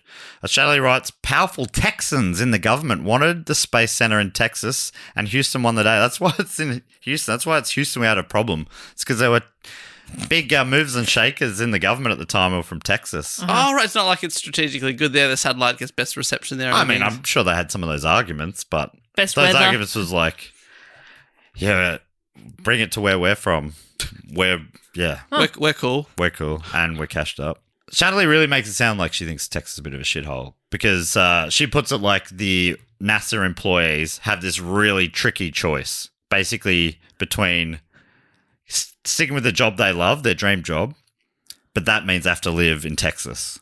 Like she makes it sound like that's like a hard decision. Yeah. She goes, should they stay in their lovely home by the sea with its warm winters and delicious seafood? That's at Langley. Or should they move to be with the work that they've lived for? Nothing about Texas apart from that. yeah, That's just yeah. where the work is. Well, it's got warm winters and beautiful seafood. Yeah. Or Texas. Or Texas, where NASA is. Yeah. I think a lot would go, I'll go where my dream job is. Well, Catherine did not. She stayed, so that says something about those warm winters. Oh, yeah. But also her family. Seafood. Family and Yes. her life was there. Yeah. And Langley didn't fully shut down. She was able to, she kept working there for a while. And her work wasn't done. The next Mercury mission was to send astronaut John Glenn, played by Glenn Powell. We love you, John Glenn. up for the first manned American orbital flight in a Mercury Atlas 6 capsule named, what do you think about this name? Gladys. The Friendship 7. What's that named after? I don't know, but I don't like it. I just don't like what happened to the original friendships. Yeah. Doesn't bode well, does it? You're my 7th best friend. As in, like, top 7? No. I've had 6 other best friends. They all died. Yeah, you go, okay. Okay. Yeah, friendship's not good. I think they've taken the 7 from the Mercury 7 because the last ship, or maybe not, maybe it's coincidence. The last ship was the Freedom 7. But friendship. Is it? And it is like a pun on the ship, I guess. No, I don't think they're going for punny at NASA. No. I think they're going for sincere, which is gross. Someone pointed- Either way, it's a well, little. think about the Australian version. It'd be the mate ship. The mate ship 7. You get the wrong person in charge. That is definitely happening in Australia. Yeah. You know? The Australian Space Centre. Yeah, we're calling this program Mate. Yeah. We're calling this program Old School Australian Values. Yeah. We're going to call it Never Leave a Mate Behind. And we don't call it liftoff, we call it hooroo. What? What? 3, 2, 1. Hooroo. Hooroo. Off. No, yeah, they Off call you it blast off. They call it popping off. Off you pop. So, Hooroo. so she's Oh, True Blue Hooroo. True Blue would we be. got a True Blue Hooroo Well, yeah. here in Wagga Wagga. This is True The Blue base would be in 7 Wagga ready Wagga. to take off. It'll be True Blue 7. Yeah. Where would our base be? Yeah, Wagga's good. Wagga Wagga. Yeah, Wagga. There are some sort of bases, like satellite bases and stuff. Where's the Parks. dish? Parks. We got a bloody problem here, Yeah. mate. We got a probo here, mate. I got a little bit of a probo here, Pax. So this flight, John Glenn Powell was due to go up in Friendship 7 on the 16th of January, 1962, but weather said otherwise. It's just the weather wasn't right, and it was delayed over a month until finally on the 20th of Feb, it was blast off time. It was hooroo time. An IBM computer produced the orbital path that he would follow, but Glenn, a pilot in the Korean War, didn't trust new school computers and wanted the best human computer to crunch the numbers before blasting off. Specifically, Glenn is quoted as saying, quote, "Get the girl. If she says the numbers are good, then I'm ready to go." I think he says fully that quotes it in the movie, Get yeah. the girl. I haven't committed her name to memory yet. I don't value her as a human, but I value her as a computer. But it's funny, that quote comes from Catherine. Catherine recounts it. Yeah, right. So she's probably adding a bit of flavour to it. I imagine he would have said, "Get my most respected confidant, My best friend. my best friend in the world, Mrs. Catherine." It pains me to say it. Not Powell. I mean, not Glenn. Yeah. Pains me to say it. Catherine Johnson. I wish. I've asked. I wish. Yeah. The dream. But she said, "Your name is not Jim." And I've got the Jim Junkie tattoo. I cannot stray from that unless you're happy to start going by Jim. I know it's not a common nickname from John. But you've could got work. the J. It could work. It's just so crazy. It could work. Give me a chance. It was really sad. And then that scene, it was sort of like Titanic. Catherine on the door. Yeah. And Glenn floating out of space. That's why I just have a tattoo of the alphabet and just whatever hot piece of You got ass a I'm real- with at the time. I just Have you got a circle the Ouija letter.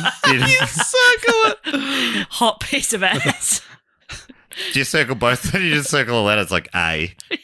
That's for you, baby. That's yours. You're welcome. And then that just wipes off with a bit of soap. So Glenn wants the girl, and Catherine steps up. Shetterly writes, "For a day and a half, Catherine worked through every minute of Glenn's flight. At the end of the job, every number in the papers on her desk matched every number from the electronic computer, and John Glenn was ready to go." Shetterly continues, "The mission was successful. John Glenn was the first American in orbit and became an American superstar. He met the president and appeared on the front pages of papers around the world. The black community celebrated Catherine's part in the mission as well, and her photograph appeared on the front pages of black newspapers like the Pittsburgh Courier. But she played it all down. She's like humble the whole way through, saying, I'm just doing my job. Well, your job is fucking impressive. Yeah. So's he. Yeah. He's just doing his job, Yeah. isn't he? It's funny because she's like, when she met the astronauts, they were so excited. It's like, that's how people, like not astronauts, but normal people would be meeting you. Yeah. Which I think she did spend a lot of the rest of her life experiencing that sort of stuff. Wow. Especially once the movie came out. Oh, yeah. So, yeah, she finished the job and then turned her attention to the next job, the Apollo space program and landing on the moon. National Geographic writes that in 1963, the Soviet Union scored another first ahead of the US, sending the first woman into space. This was Valentina Tereshkova, who orbited Earth on the Soviet Vostok 6 mission. As discussed not too long ago, it was another 20 years before NASA finally sent the first American woman into space, Sally Ride, who flew into space on the Space Shuttle Challenger on the 18th of June 1983. And since Sally Ride's first mission, they've really upped their game, NASA. More than 50 women have flown on NASA space missions. Space missions. Space mission. We've talked about the Apollo missions in the past. I think we've had 2 episodes dedicated to it. Maybe one was even a block episode. Yeah, it was Apollo 13 block. I think it might have Apollo been. 11, the moon one. That was really That early. that was like in the first 10 or 20. Yeah. So, yeah, I think a lot of this has been talked about, but I'll let Shetterly's book for children break it down. Thank you. Book for children and kind of dumb adults. Yeah. Oh, 100%. Yeah. This is exactly what we need. Oh, I need that for every book that's ever been written. Like, if every report I could do had, like, a school-level breakdown of a thicker text, I'm like, I'll listen to the thick text and then I can read the little text. Yeah, I love that. It's like, In so many ways, that's what this podcast is trying to be. Yeah, that's true. But we have to, like, we're not smart enough, Davies, but you and I aren't smart enough to break down the big text. Yes, and if I do, it takes so long. I've done it in the past, and it takes weeks. Yeah. Because you gotta stop reading, transcribe across. Yeah. Too much. It takes forever. You got to rewind 15 seconds. I'm no 15 human seconds. computer, I'll tell you that. So, Shetterly writes, a great sadness hit the space... Oh, sorry, I forgot. This starts... Apollo 1's very grim. Great sadness hit the space program in February of 1967 when Apollo 1 was ready for a test launch at Cape Canaveral in Florida. 3 astronauts were inside and a sudden electrical fire destroyed the rocket in seconds, killing all 3 astronauts. And NASA was shaken to its heart. The men weren't thousands of miles away in space, they were on the ground, and the road to the stars was hard. That's good writing from Shetterly. The road to the stars was hard. I think that's really good. I like that. I think kids can appreciate that. It's actually quite poetic. The engineers at NASA changed the design of the Apollo spacecraft and checked everything again and again over the next 9 Apollo missions. And then came Apollo 11. I should also say that I think Shetterly didn't actually put this into kids' book form. Someone else did, but she does still have the author credit. So there could be an unnamed person who actually did that beautiful line. The road to the stars was hard. If we did episodes with I was just quote, thinking that, like yeah. you do on how I wrote a porno. Yep.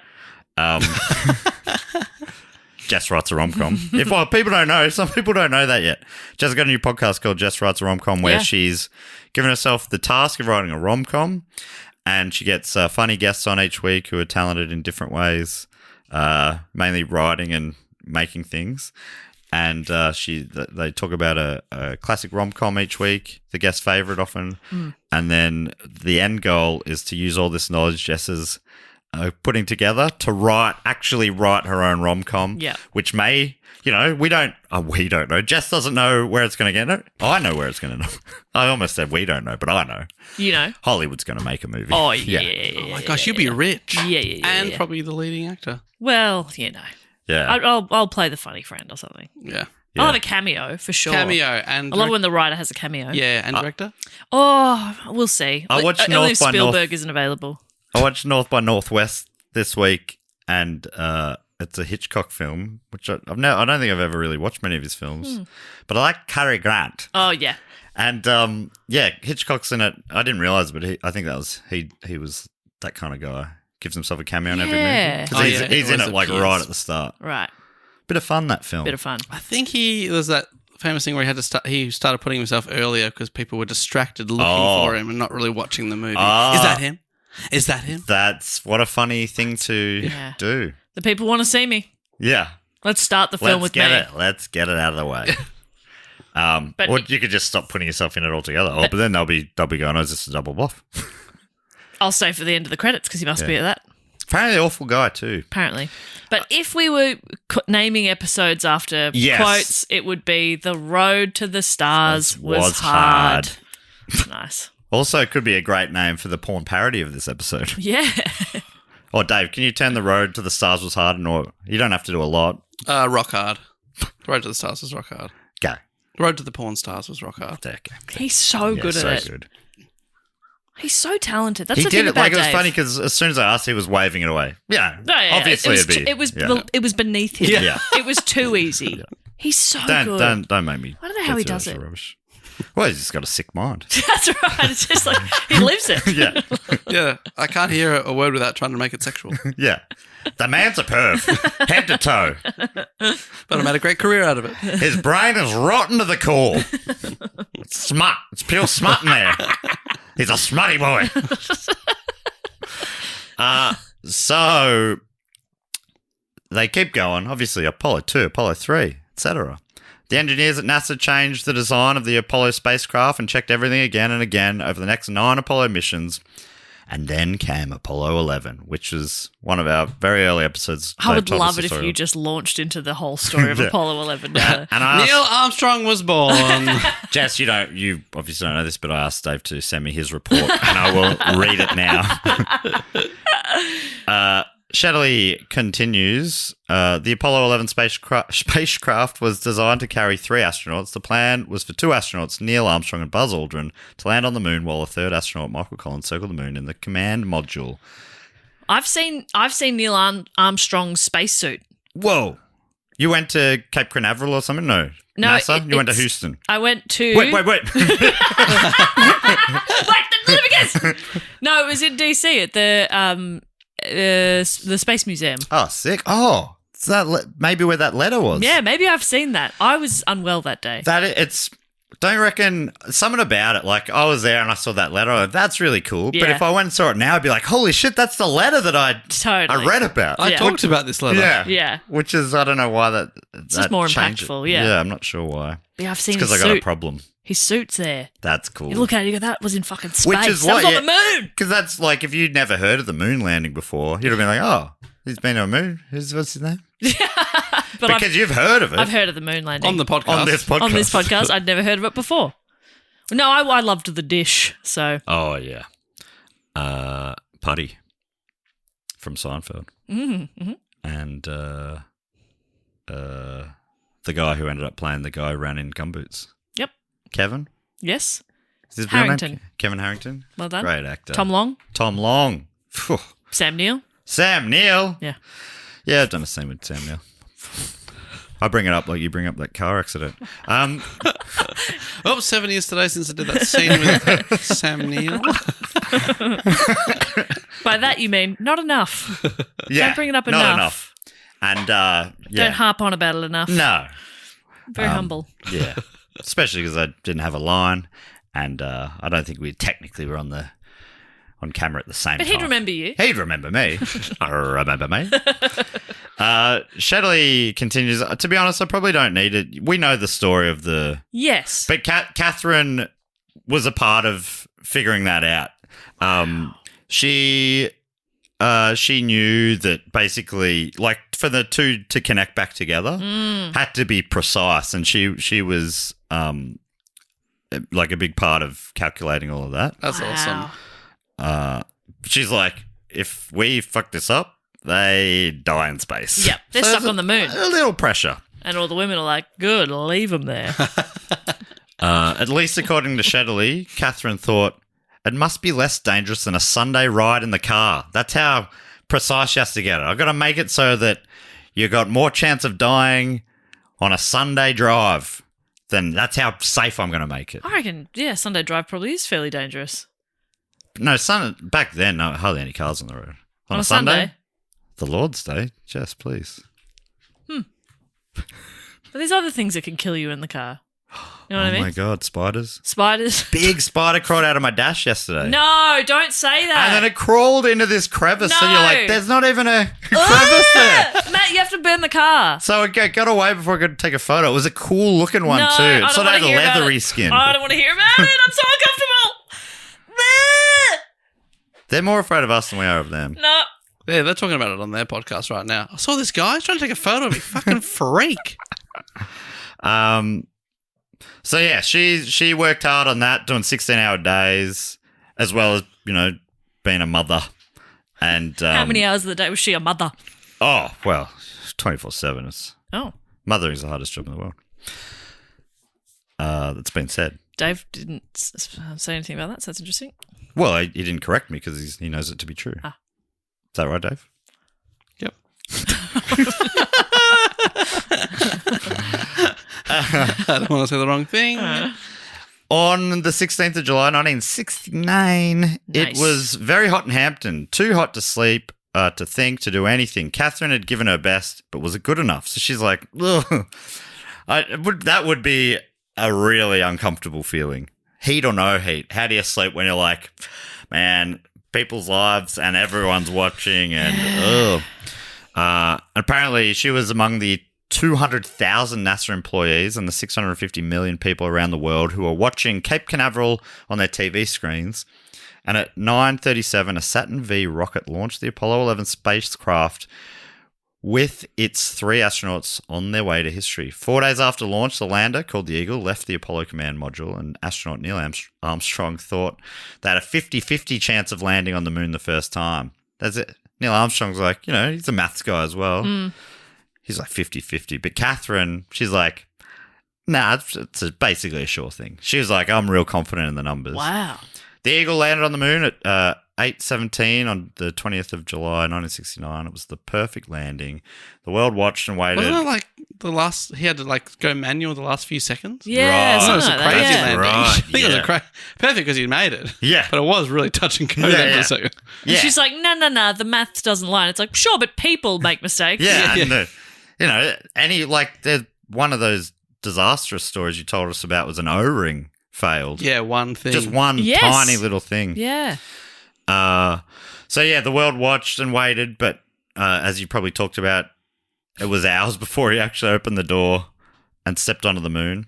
The rest of the mission was also a success. The command module orbited the moon every 90 minutes. Armstrong and Aldrin successfully piloted their lander back to the mothership.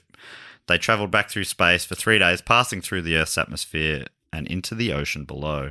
As Catherine waited for the safe rescue of the Apollo 11 astronauts from the Pacific Ocean, she was already thinking about Mars. And then why not Jupiter and Saturn? Catherine knew that once you took the first step, anything was possible. Wow. Very inspirational. So yeah, they're the main things. You kept working. I thought I'd give a little rundown of each of the main 3 women here.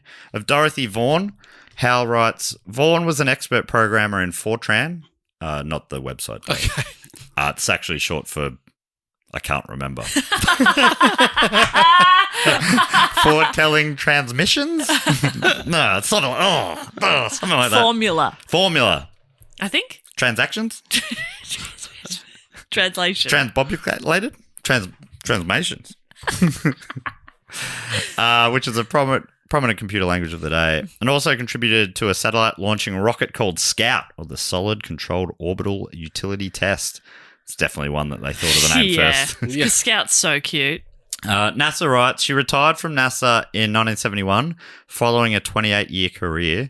Her countless calculations supported NACA and NASA accomplishments and helped to achieve the nation's aerospace goals from the early days of World War II to the beginnings of the space age. Think about it sometimes, our lifetimes, how much the world has shifted and technology and stuff, but that happens a lot. Like World War II to space age, that must have felt incredible. Yes. Wait, yeah. What? Yeah. Yeah. You talk about generations, our parents' generation, some things are they're like, I can't keep up with this. Totally. But yeah, going from World War I, where there's a couple of tiny planes, to the 1960s and they're on the moon. You're like, whoa, that's happened pretty quick. So 28-year career, amazing. After her retirement, when asked about working within the constraints of segregation and gender, she remarked, I changed what I could, and what I couldn't, I endured.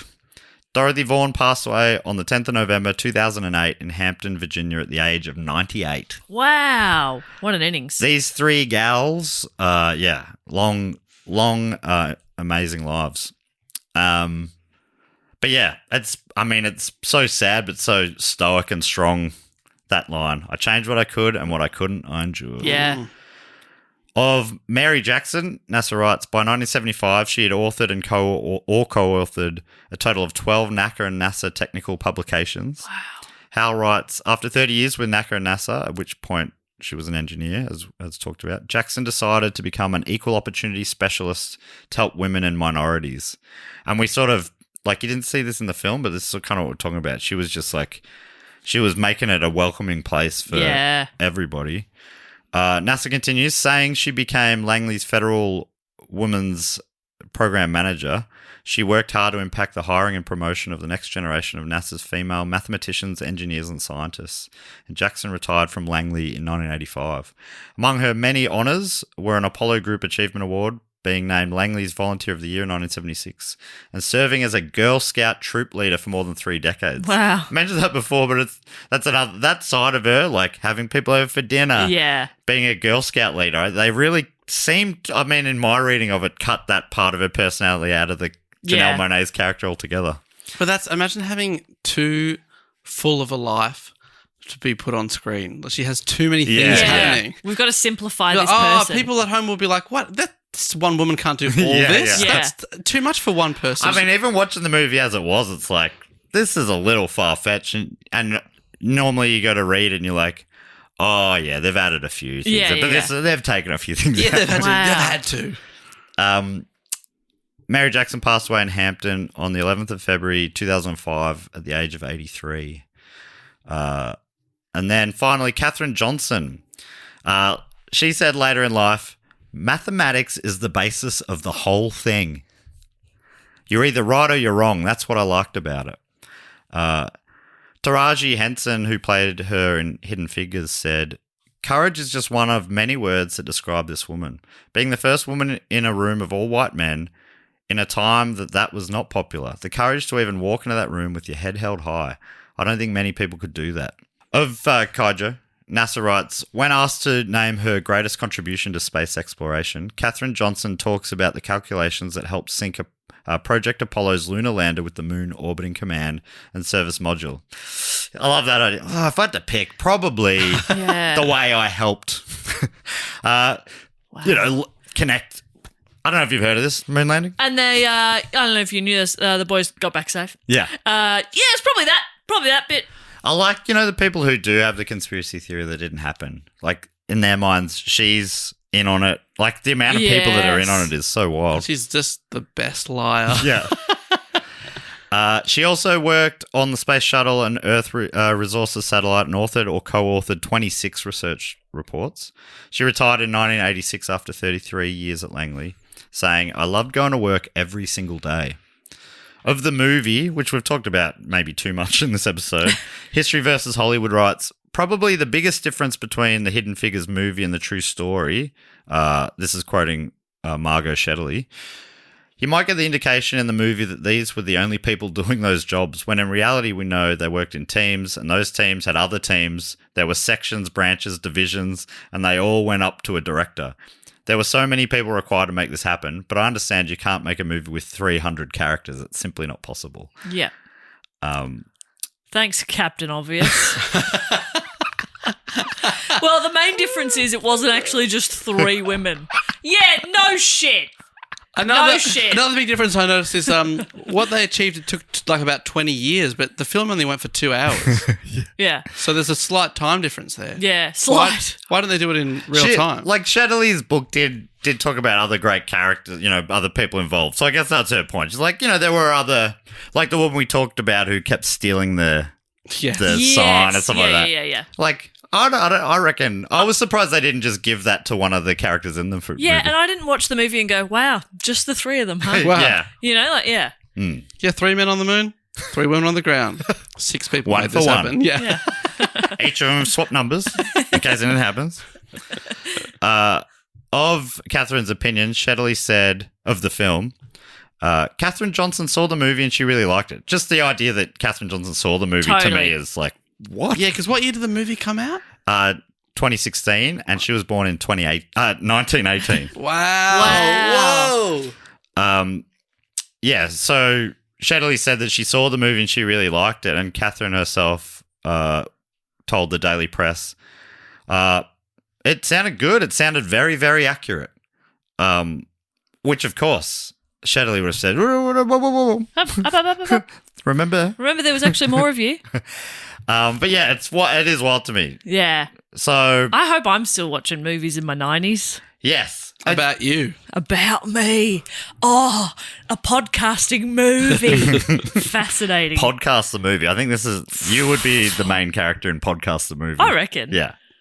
Well, the main girl one. Yeah, obviously. I'd be the love interest. Yeah, Joe Rogan and you, the Joe Rogan character and you would certainly We'd get married have at the end. A dalliance. Yeah. But, we'd start by hating each other. Yeah. Be real enemies to lovers. And then You'll be choosing between Mark Maron and Joe Rogan. Yeah. It's a love triangle. It's a Bridget Jones type thing. Yeah. And Will Anderson will be your funny friend. Yes. So it's just me and a bunch of old men. Well, the characters, they'll all be aged down. Yes. And you'll be aged up, I guess. I don't. No, I'd be aged down. Women can't be 35 in movies. True. Yuck. Well, no, and it'll be 10 years ago. It'll be set. Yeah, okay, great. You know, at the birth of podcasting. That's right, 10 years 10 ago. years ago. NASA writes, in 2015 at age 97, Johnson added another extraordinary achievement to her long list. President Barack Obama. She ran the Boston Marathon. And won.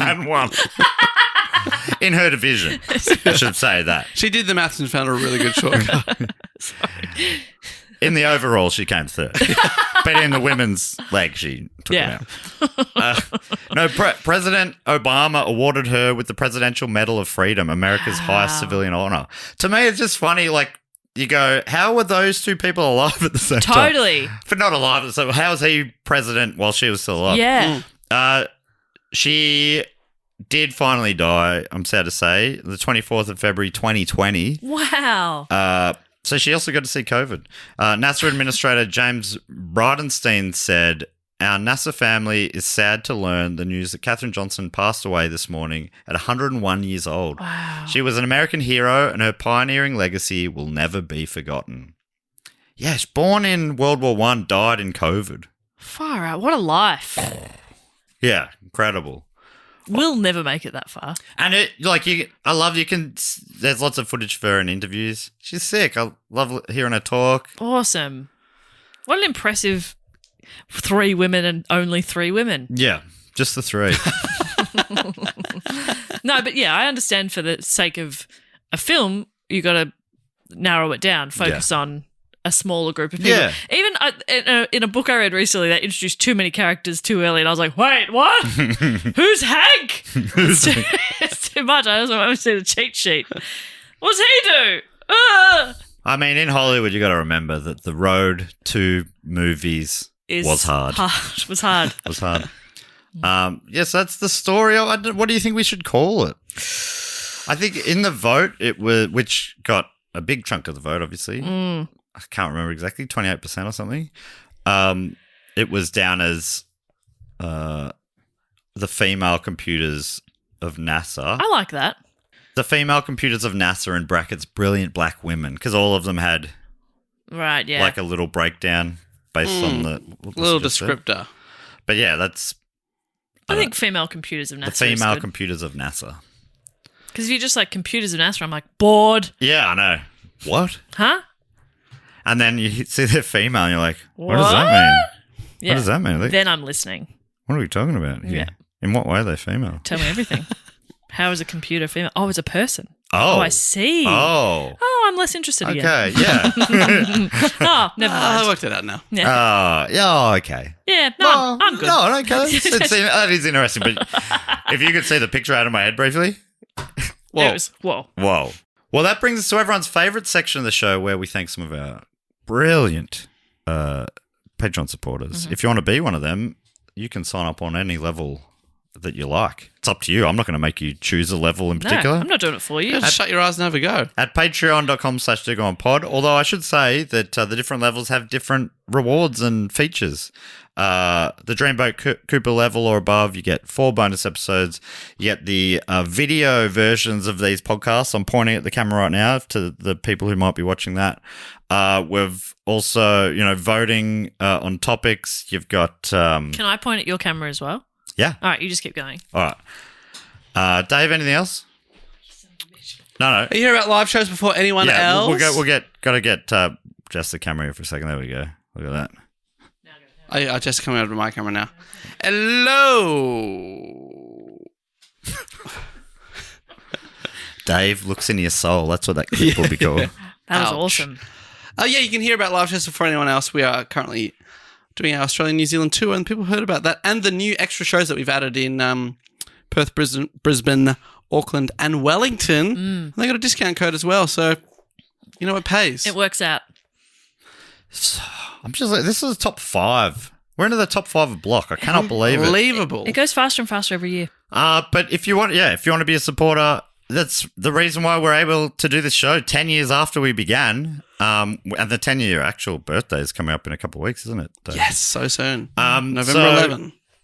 Remember. So, very, very good if you want to do that. Very, very good. And that's how we've done this for 10 years. Yeah. We are very, very good. The whole of America said that. So much so they lost their voice. Yeah, Now- I'm back. The first thing we do is people on the Sydney Scheinberg level or above, which is an even higher level than Dreamboat Cooper, if you can believe it. They also get to give us a fact, quote, or question and be involved in this section of the show, which is called Fact, Quote, or Question, which has a jingle go something like this. Fact, quote, or question. Always remembers the ding, ding, ding. Always remembers the sing, sing, sing. And the way this works is if you're on that level or above, you get to give us a fact, or quote, or question, brag, or suggestion, or really whatever you like. And then I'll read them out on the show. I'll normally read 2, 3, or 4 of them out. This week it looks like I'm reading out Numero Duo. Is this episode 523? Yes, it is. So we got 2 to read out this week. And like I say, the submitters also get to give themselves a title. This week we've got one from Bobby McBobbington. Oh, I'm so sorry I've mispronounced your name. I think they're Bob. Bob's given themselves the title of Chief Sub-Officer in Training for trying to figure out what to cut to in order to get under the 1,500 character limit. Oh, that's right. I think this section... I mean, I don't think many people are pushing towards the limit, to be honest. So, Bob, That's hey, right. that's an achievement in itself. Bob writes, or has a question writing, I've managed to give 2 facts mentioning 1966 without Matt bringing up a team that won some sort of competition in that year. So here's something unrelated. Well, I should say now that you've brought up the year 1966, Bob, that is unbelievably the only year that they have allowed the Saints to genuinely win the AFL-VFL premiership. Obviously, it happened many other times, but that has been Kiboshed. It's been, what's the word? It's something like secluded, but it means like it's not. It's got the vibe of secluded, but it means Not seconded, of course. What are you trying to say?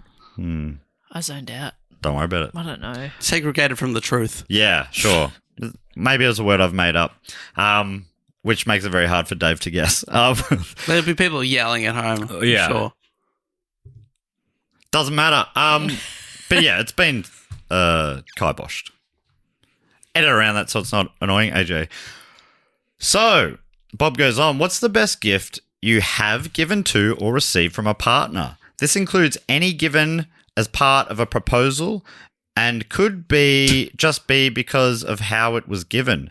As required, as we always ask, if you ask a question, answer it. As required, here's my answer. Neither my partner or I are particularly jewelry people, and if I had anything more than a watch, I'd probably end up losing a body part in machinery. Okay. So when I proposed to the amazing woman who is currently my wife, I did it by giving her a good quality sketchbook in a leather cover in which I'd had the question engraved in the back, along with some preamble about how well for each other.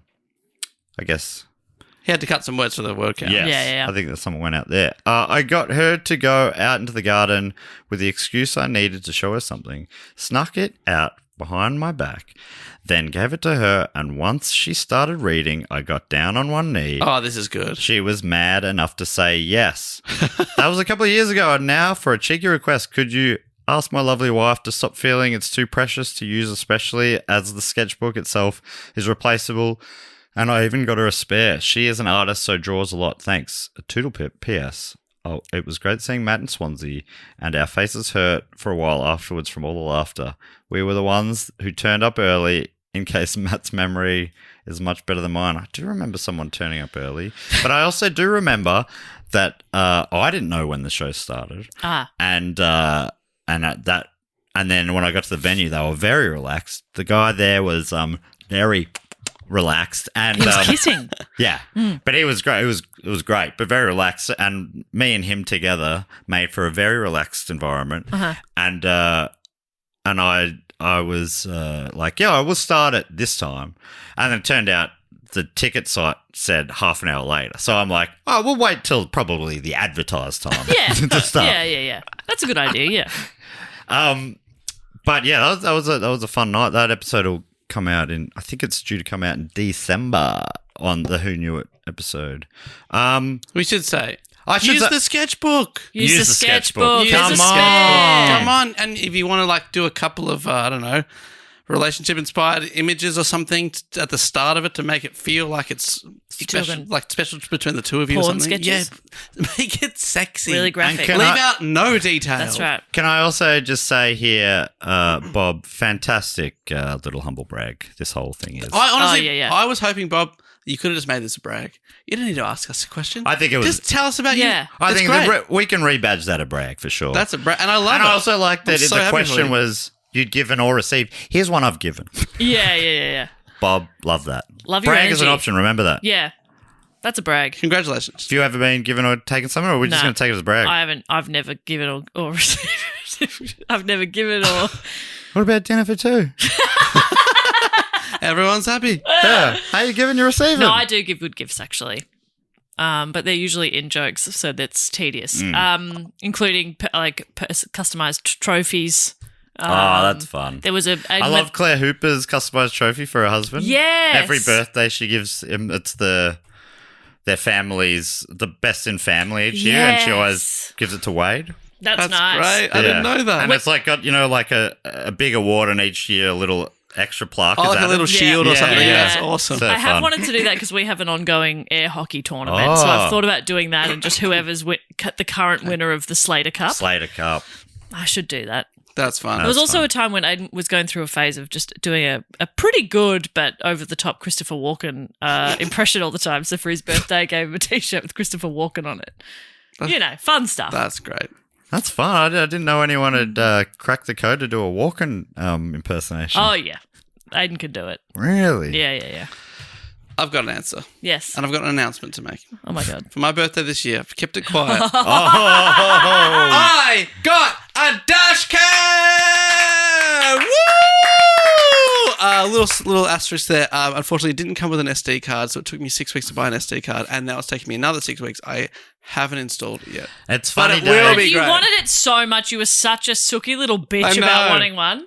It was funny because we knew about it before you, Yeah. but it all fell apart. We were going to be a part of a ruse that was going to be a surprise, but someone was sick on the day. You and I were both sick. Oh, we were both sick on the day of your Yeah, birthday. because it was recorded on August 28th, my so actual you, birthday. Yeah. unfortunately for you, you had to have the day off. You had to have the On day your off on your birthday. But I didn't get a dash cam on the day, did I? No. Oh, wait, you still didn't get it? No, because I had it. Oh no! I Yeah. had the real thing my that's wife had been in right. contact with you about That's working. right. It all fell apart. So just went and picked it up. while sick.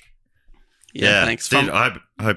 Yes, that made it feel like I was really holding that I over hope day. that came up. Yeah, that came up. Yeah. So sorry about that. But I appreciate no. it so much that you were going to make it into a fun bit. Yeah. Anyway, I'll put out a photo of me with my dash cam when I bother to install it. I didn't realize, the thing is, you plug it in down below on the dashboard. Now I've got this big lead that's going up. Yeah. I've got to go to somewhere apparently to install it professionally, so Nah. that goes around and they put. Well, you could probably just pull off the dash and. I actually watched a YouTube video and then I went, that doesn't match my car. My car. What the fuck's this car? Right. And it turned out to be like it was a 747. It's like, that's nothing like mine doesn't have wings. What the fuck? There's 2 wheels. There's Look at not the even a leg wheel. room on this thing. It's better than mine, I'll tell you that. Especially in the front half of the plane. Thank you so much, Bob McBobbity. Yeah, I can't think of... That's pretty sad, but I can't think of anything in particular. No. But I think that, like, I was given by a cousin, not a partner. Just to be clear. Just to be clear. Make that very Just a cousin. I was for But the a office birthday or something. I was given a similar book. She's like, "Oh, I know you want to be a, you like to write and That's stuff." nice. And I've never written a word in it because this would be literally 15 or 20 years ago. Yeah. She gave me that and a book by I think it was not Ernest Hemingway, one of the classic writers, and it was called Why I Write. It was like a little penguin book by one of the classics that I'm sure Dave has covered. Do you know who wrote Why I Write? No, probably a few of them. Yeah, they wrote this. Yeah. Why I Write? Essay by George Orwell. George Orwell. I have done a couple of. Yes, we did Pig Farmers, Animal Farm. Animal Farm, and we did 1984. yeah, but I don't think I was on it, so canonically I don't know if it counts. No, that's right. Thanks so much, Bob. That's on Book Cheat. If you don't know, Dave does a show about classic novels. Books. Tell you all about them. You don't have to bother reading them. Now, the next fact quarter question comes from Jason Westner. Thank you so much, Jason, for starting to write the phonetic pronunciation of your name. I reckon we would have butchered it in the past. Absolutely. Just on. Jason writes, Ruin of Fun as the title. Oh, no. With a fact. Despite it being a popular, well-known fact, urine is actually not sterile. Oh, you are ruining all the fun. Oh, what the fuck? It contains bacteria naturally found within the body, but the levels should be relatively low if you are healthy. Some other quick urine myths. Peeing on a jellyfish sting could actually make it worse. Apparently, some people also believe you can cure athlete's foot with urine because most medicines for it contain urea. But the amount of urea in human urine is so low, it actually won't offer much benefit. Oh, great. Great. You ruined a lot of piss fun. Can I Awesome. say, are these... He's busting myths? Yes. Well, I thought you'd say another couple of urine myths and then just made up something about urine. Oh, that'd be fun. These are saying that... Okay. These are more busted myths, I'm afraid, Dave. Damn it. So, yeah, put your dick away, mate. I've been It's not going pissing... to do any good here. Bring I your don't care how big a jellyfish is on Jess's neck. I'm just looking. I've got a first aid app, and it doesn't have anything about jellyfish. Ah. Has some other types of bites or amputations or... Check out your piss app. Oh, yeah, I'll check the piss up instead. Thank you so much to Jason and Bob. The next thing we like to do is shout out to some of our other great Patreon supporters on the shout out level or above, which I believe is called the Arse Prod or above. But if you're on the Dreamboat or the Scheinberg, you'll be shouted out on this one as well. You're included. Jess, you normally come up with a game. Do you have a game this week? What their job is at NASA. Oh, great. I like it. I'm just going to see if there's a NASA job generator. Because the alternative would be what kind of 7 they're a part of.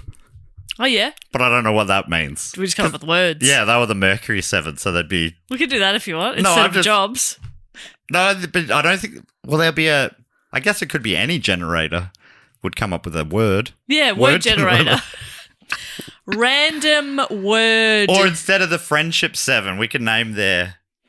What's their ship? What's their ship called? And then use a random word from Jess's word generator. The whatever 7. Or we could... I reckon we can come up with 9 ourselves, which are just other words for friendship. Do you reckon? Oh, wow. Yep. And no 3 each. thesauruses. No thesauruses allowed. All right. Unless Jess pulls up, oh, is there a random friendship word generator? I'll just have a look. Shall I go first? Yes. Okay. First up, As king of the friends. and I should say, and I sporadically, thank you so much, Jess, for calling me by my full title. I sporadically will remind you, if you haven't had your shout out and you believe you should have, DM me on Patreon. This first person did that and they had slipped through the cracks. So there's no stress. I appreciate you Yes. giving me the opportunity to open up my spreadsheet, to be honest. We're never going to see that message and go, ugh. Yeah, Not not at at all. all. Not at all. So please. So many other messages, that's exactly what we do. Yeah, if it starts with actually. Yeah. So many other Facebook posts, comments. We go, oh, fuck it, here But we not go. this. But not this one. No. So thank you so much. I mean, technically from the where are the moles? Fortress. The Fortress of the Moles, technically, but I know, and I hope I'm not doxing you here because you are a regular on Who Knew It. From Ireland, it's Ariane. I think the most prolific Yeah. question submitter of recent times. That's fantastic. And part of the Camaraderie 7. Oh, love that. That's great. And that's from the Dome. No thesaurus. Straight from the Dome. Only one I could think of. I'm fucked from here on out. And Okay. I'll say this. Ariane's dad DM'd Who Knew It recently saying that she'd got him into the pod and how she was always chuffed when her questions get asked. And he's like, wouldn't it be lovely if her old man had a question on as well and he'd written a question? And so I read that's on this week's episode as well. Nice. The one that came out Beautiful. on Monday. Yeah.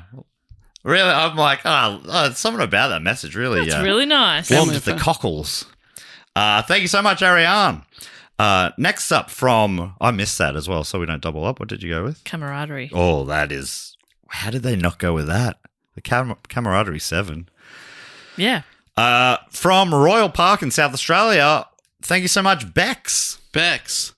The Super Pals 7. Oh, yeah. Oof. Oh, yeah. Yeah, that's really good. You Is went that a for Simpsons one? No, they've also the SS Friendship. Oh, you should have saved that. I mean, you could use on this next one if you like. How do we? But we're going for. We've already got the Friendship 7. Oh, We're going for other words. Yeah. Not friend. true. And he did friend? No, he did pals. Pals. So it's fine, Jess. I'm gonna kill you That would be quite a relief. for everyone. Yeah. Everyone will be okay with that. Sweet relief. And finally from me, from Toon Gabble, which, what a great name. Oh, Toon Gabby, sorry, from New South Wales in Australia. Thank you so much, Leah Guest. Leah Guest, if I'm remembering right, and I hope I am, knitted me a monkey and gave it to me at the live Who Knew It in Sydney Wow. earlier in the year. Cool. Yeah, so good. Very impressive. Remind Leah, we gave it a name and I've blanked on it. Please remind me. I think it was like Dick or something. Dickie. Okay. Nobby. Something like that. Because other people there thought its hair on its head looked like a cock and balls. So I think it ended up getting named like Chody or something like that. It wasn't that. That's beautiful. Chody Foster. That's beautiful. Okay. I'm I going was to thinking try and about remember that for Who Knew Chody, It. Chodefish Rebecca. Chodefish Rebecca. Dave, can you remember that next time we're on Who Knew It? That's good to go. So do we have a word for Leah? Oh, this is up to you, Bat. Oh, okay. Camaraderie, pals. I feel like you Mateship 7. Mateship 7. Okay, that's beautiful. Yeah. All right, Jess, you want to read out a few? Yes. Did you do 3? Uh-huh. Wow. Ariane, Bex, and Leah. That went so fast. I would love to thank from Missoula in, what's MT? Montana. Montana. Oh, don't Big know. Sky Country. Let's have a look. Let's Huey find out. Or is Lewis's home is it- state these It's days. Montana. Montana. Missoula, Montana. Soren Thompson. Soren Thompson. And actually, that's where Kevin Costner lives when he's in Yellowstone role. What would they say there? What's a cowboy sort of thing? Partner. Partner. The Howdy Partner 7. Oh, that's beautiful. Yeah. That's nice. Partner 7, aka the orgy. Save orgy. Yeah, that's a good one. From Stall in Victoria, it's Veronica Pascal. Veronica Ooh, Pascal. That sounds a bit French to me, Dave. What's Yes. French for friend? Oh, c'est mon ami. C'est mon ami. 1, 2, 3, 4, 5, 6, 7. Mon ami said. My name is said. Gee, this is like Poirot just walked into the room. I was literally quoting because in the maybe Death on the Nile, something happens and he goes, Mon ami, book. Yeah. Mon ami. And I thought it was really cute. And from Cheltenham in Great Britain, Ellie. Great Britain. The lads. The lad Lad 7. seven. The lads 7. All right, lad 7. All right, lads. That's good stuff. That's good stuff, Dave. You ready to bring us home, or Jess? I would love to. You've also done 3? I just, I have. That's yeah. wild. Now- Just look how fast. What? I was like, this idiot skipped Bex, but you hadn't. I had zoned out. It's crazy. Now, If you have a Bex and lie down, you will zone out. Hey, that's fun. I don't really know what a I don't Bex is, think but I get it. I've heard like English comedians say that have a Bex and lie down, or maybe not comedians. it's Just not the beer?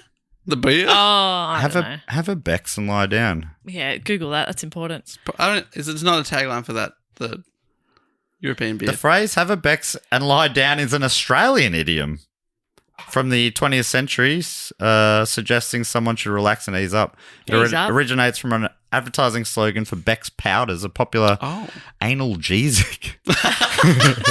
Analgesic, yeah. Analgesic painkiller that contained aspirin, phenacetin, and caffeine. The slogan was stressful day. What you need is a cup of tea, a Bex, and a good lie down. That's great. Well, there you go. It's Australian. It's an analgesic. Anyway, Dave, do you want to thank some people? From a beautiful state that did get shat on by the fantastic writer in our episode, but I love it. I love the state. Katie in Texas. Yes. It's Ruby Ortiz. Oh, or Ruby Ortiz. Ortiz. I've only been to Austin there, but I had a great week. I had a good time in Loved Austin. Now, friends. So Austin. I know this isn't. Austin Powers. Is this what you're thinking? No, I was thinking weirdos. Oh, weirdos. Oh, stay weird. Stay weird. Austin. Yeah. The Weirdo 7. The Weirdo 7. I'll take it. That's our group. What would you call a group? Yeah, oddball, weirdo. Yeah, weird. How do you make that a group? Weirdos. Weirdos. Okay. The thing I said. All right. I think we went full circle there. No bad ideas. I'm glad we workshopped that one. What you don't want to leave anything on the table. Yeah, I needed your help there, and I'm glad I We're got both it. writing our name on that one. That's a co-author, that one right there. Yeah, I think my name goes first, reverse alphabetical. So, And of course, women don't get their names on these things, so No. we'll just leave it there. On your Ruby. Next up, That's such a good name, Ruby Ortiz. I love it. From our location that is unknown to us, probably deep into the Fortress of the Moles. Hello and thank you to Jean Vanderbroek. ooh. Jeannie Vanderbroek. All right. I'm trying to, what's like a high school group of gals, sleep overnight. What do you call that? Gal Friends. pals? Gal pals? Can gal pals work? Sure. I don't know if that is what I'm thinking, like Babysitters Club. Okay. Is that a thing? Remember the books? Yes. Club. Club. Oh, the Club Clubhouse. 7. Clubhouse 7. Oh, that Gosh. sounds like a great book by Kurt Vonnegut. Sequel to the Slaughterhouse Yeah. 5? Yeah. Is that right? Another book cheat topic. That's right. Jean Vanderbroek, thank you so much. And finally from us, another location unknown to us. Thank you to Brendan. Thank you, Brendan. Can I read the phrase?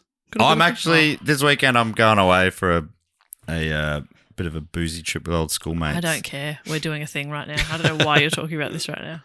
Sorry, yeah, go on. I was just trying to think. What's the group called? What about the group chat 7? Yeah, the group chat 7. That's nice. So yes, Brendan and the group chat 7. That's good. Where your name ends up being something like, what's mine and ours at the moment? Oh, I I think it's got anal in it. yours though. is Mr. Anal. Mr. Anal. And Dave's, I've forgotten. Dave's is Cockalorum. Oh yeah, that was from the Cheerful Evil Who Knew It, Yes. which will come out down the line. Yeah. And mine's still Snappy Little Fecker, which just feels right. Yeah. It's just, you can't beat perfection. Thank you so much to Brendan, Jeannie or Jean or Jean, Ruby, Ellie, Veronica, Seren, Leah, Bex, and Ariane. And the last thing we need to do is welcome some people into the Triptych Club. Now, what is the Triptych Club to you, Dave? It is a perfect place. Yes. Yes. But if I had to define it a little bit further, it's like a Hall of Fame / Clubhouse hangout zone, a place where people who have been supporting the show on the shout-out level or above for 3 consecutive years, they've never dropped off. So we're going to give them, an extra, what would you say, reward, extra kudos by welcoming them into the club. And once you're inside, you can never leave. But why would you want to? Because there's food, drinks, entertainment, games. There's This week we've got some visiting penguins. Oh my gosh. Yeah. That's perfect with all those ice tabletop hockey tables. Yeah. Frozen solid. Yeah, I'll feel yeah, good yeah. on those. And works really well because the dinner special I was going to serve is penguin. So that's perfect. Perfect. Yeah. Perfect. Visiting So penguins they'll that feel at will home. never leave.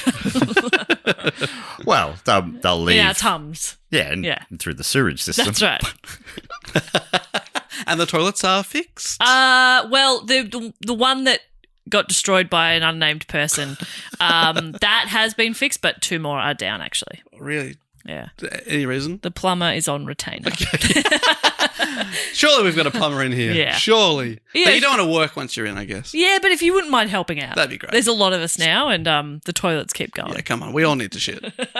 Really badly. Jess, you also always provide food, drink. Yes, penguin. Great. Yes. Penguin. Drink. Yes. How would we feel that blood of penguin? I'd be okay. Probably the visiting penguins wouldn't be that cool with it, but Yeah, you know. Dave, they're one and the same, mate. We're going to eat the penguins. Oh. Oh, no. I mean, I knew that. I was trying to make him feel. Thank you. Yeah. He's supposed to be the smart one.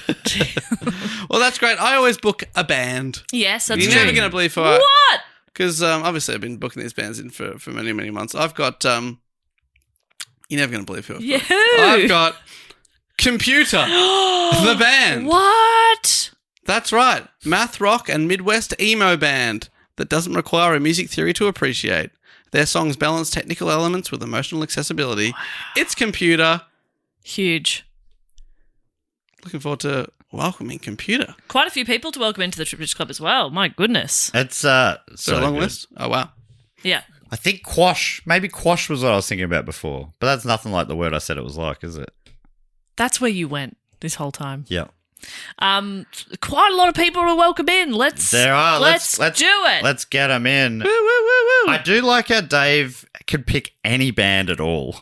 He could. I'm like, I reckon he's going to do Radiohead playing OK Computer here or something like that.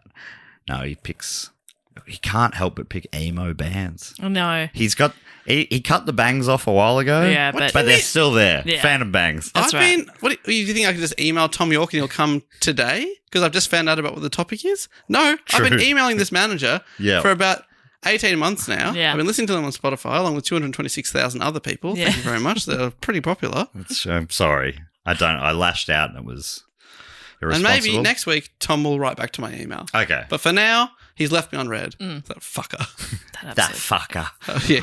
All right. So you ready, Dave, to welcome these people in with a bit of wordplay? Absolutely. Dave's on stage. He's emceeing the night. He's hyping everyone up. There's 1,000 people in here already. 1,000's blossom blooming. I'm not going to spend any more time on it. And I'll punch blokes for less. I'll punch blokes in the mouth for less. And Jess is hyping up Dave. Yes. Dave's hyping up the new inductees with some weak wordplay. And I'm just trying to be supportive, but it's hard because Dave All right. really brings the pot Okay, into that's disrepute. enough. So, What okay. the fuck is this And guy? I'll- He cut his mic. I could offer some punch up tips. Oh, if and he required. always does, and it just like ruins the flow. So All let's right. just get going. First up on my list here, if you hear your name, jump on in and hear Dave hype you up, and then me probably punch it up a little bit. From Leopold here in Victoria, it's Julia Sarandopoulos. Julia, top of the Sarandopoulos. Top of the pops. So fuck, I was really... No, that was awesome. I was actually really confident that about was that one. really That was good. very good. Please don't doubt yourself on Never that doubt one. yourself. That was amazing. Whatever you did on that one, keep doing that. Yes. Top of the Sarandopoulos. No, what the first one you said. Go. Second Go. up from Luscombe in Queensland here in Australia, it's Stacey Whitlock. Stacey Whitlock, you've got the key to my heart. Yes. Oh my God, Dave. Just don't just keep doing this, whatever it is. From Pascoe here in Melbourne, it's Maria Wolford. I hope I'm not being too wolf forward with you, but I really want you to go in there and have a drink. Oh, Dave. Oh my God. Is this so normal, Dave? This feels like a all new Dave. From know. New York, it's Stephanie Futch. I don't give a fudge. I want you to go in. I want you to go in. You ever did a bit of a Jerry Seinfeld inflection there? From Edmonton in Alberta, I reckon, in Canada, it's Jaden Hine. I don't want to be Highness, but Your Royal Highness. Yes. Jaden. Yes. Whoa! Matt, are you weirdly turned on? I can't believe what he's doing. He's incredible. He's using words like they're paints on a canvas. He's an artist. Yeah. I'm loving this. From Ashford in South Australia, welcome in Jeremy Gleeson. Jeremy, great to glee you, son. That is wild that Yes. Jeremy Gleeson's in today because I've met him before and he reminds me of Liev Schreiber, who I brought up today. Whoa. What are the odds of that? I don't think of Liev Schreiber that much. Not enough. From West Ryde in New South Wales, big week for Australian entries Yeah. here. It's Frank Draper. Look, I've never read a scientific paper, but I have read a scientific draper. What has he done there? I can does he do it? I can see how he ends up with the moves. It doesn't make They're any hidden. sense.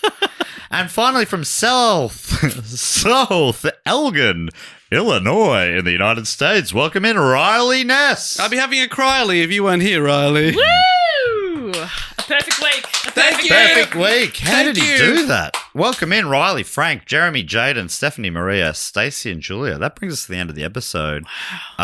Jess, anything we need to tell people before we go home? I'm going to throw this coaster at the camera. See how close I can get to it. I reckon this. It's pretty good. Got it in one. If the people are not watching the video, he got it in one. He'd absolutely nailed it.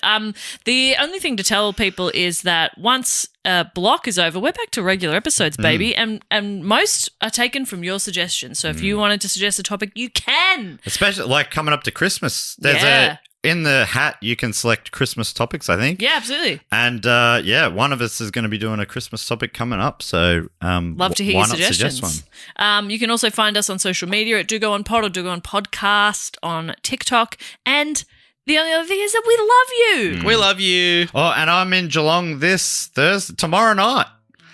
Come see me at the Geelong Comedy Festival with Saran Jayamana. Nice. Dave, boot this baby home. Hey, we'll be back next week with another episode, but until then, I'll say thank you so much for listening and goodbye. Later. Bye. Woo! Don't forget to sign up to our tour mailing list so we know where in the world you are and we can come and tell you when we're coming there. Wherever we go, we always hear 6 months later, oh, you should come to Manchester. We were just in Manchester. We're just there, but this way you'll never miss out. And don't forget to sign up, go to our Instagram, click our link tree. Very, very easy. It means we know to come to you, and you'll also know that we're coming to you. Yeah, we'll come to you, you come to us. Very good. And we give you a spam-free guarantee.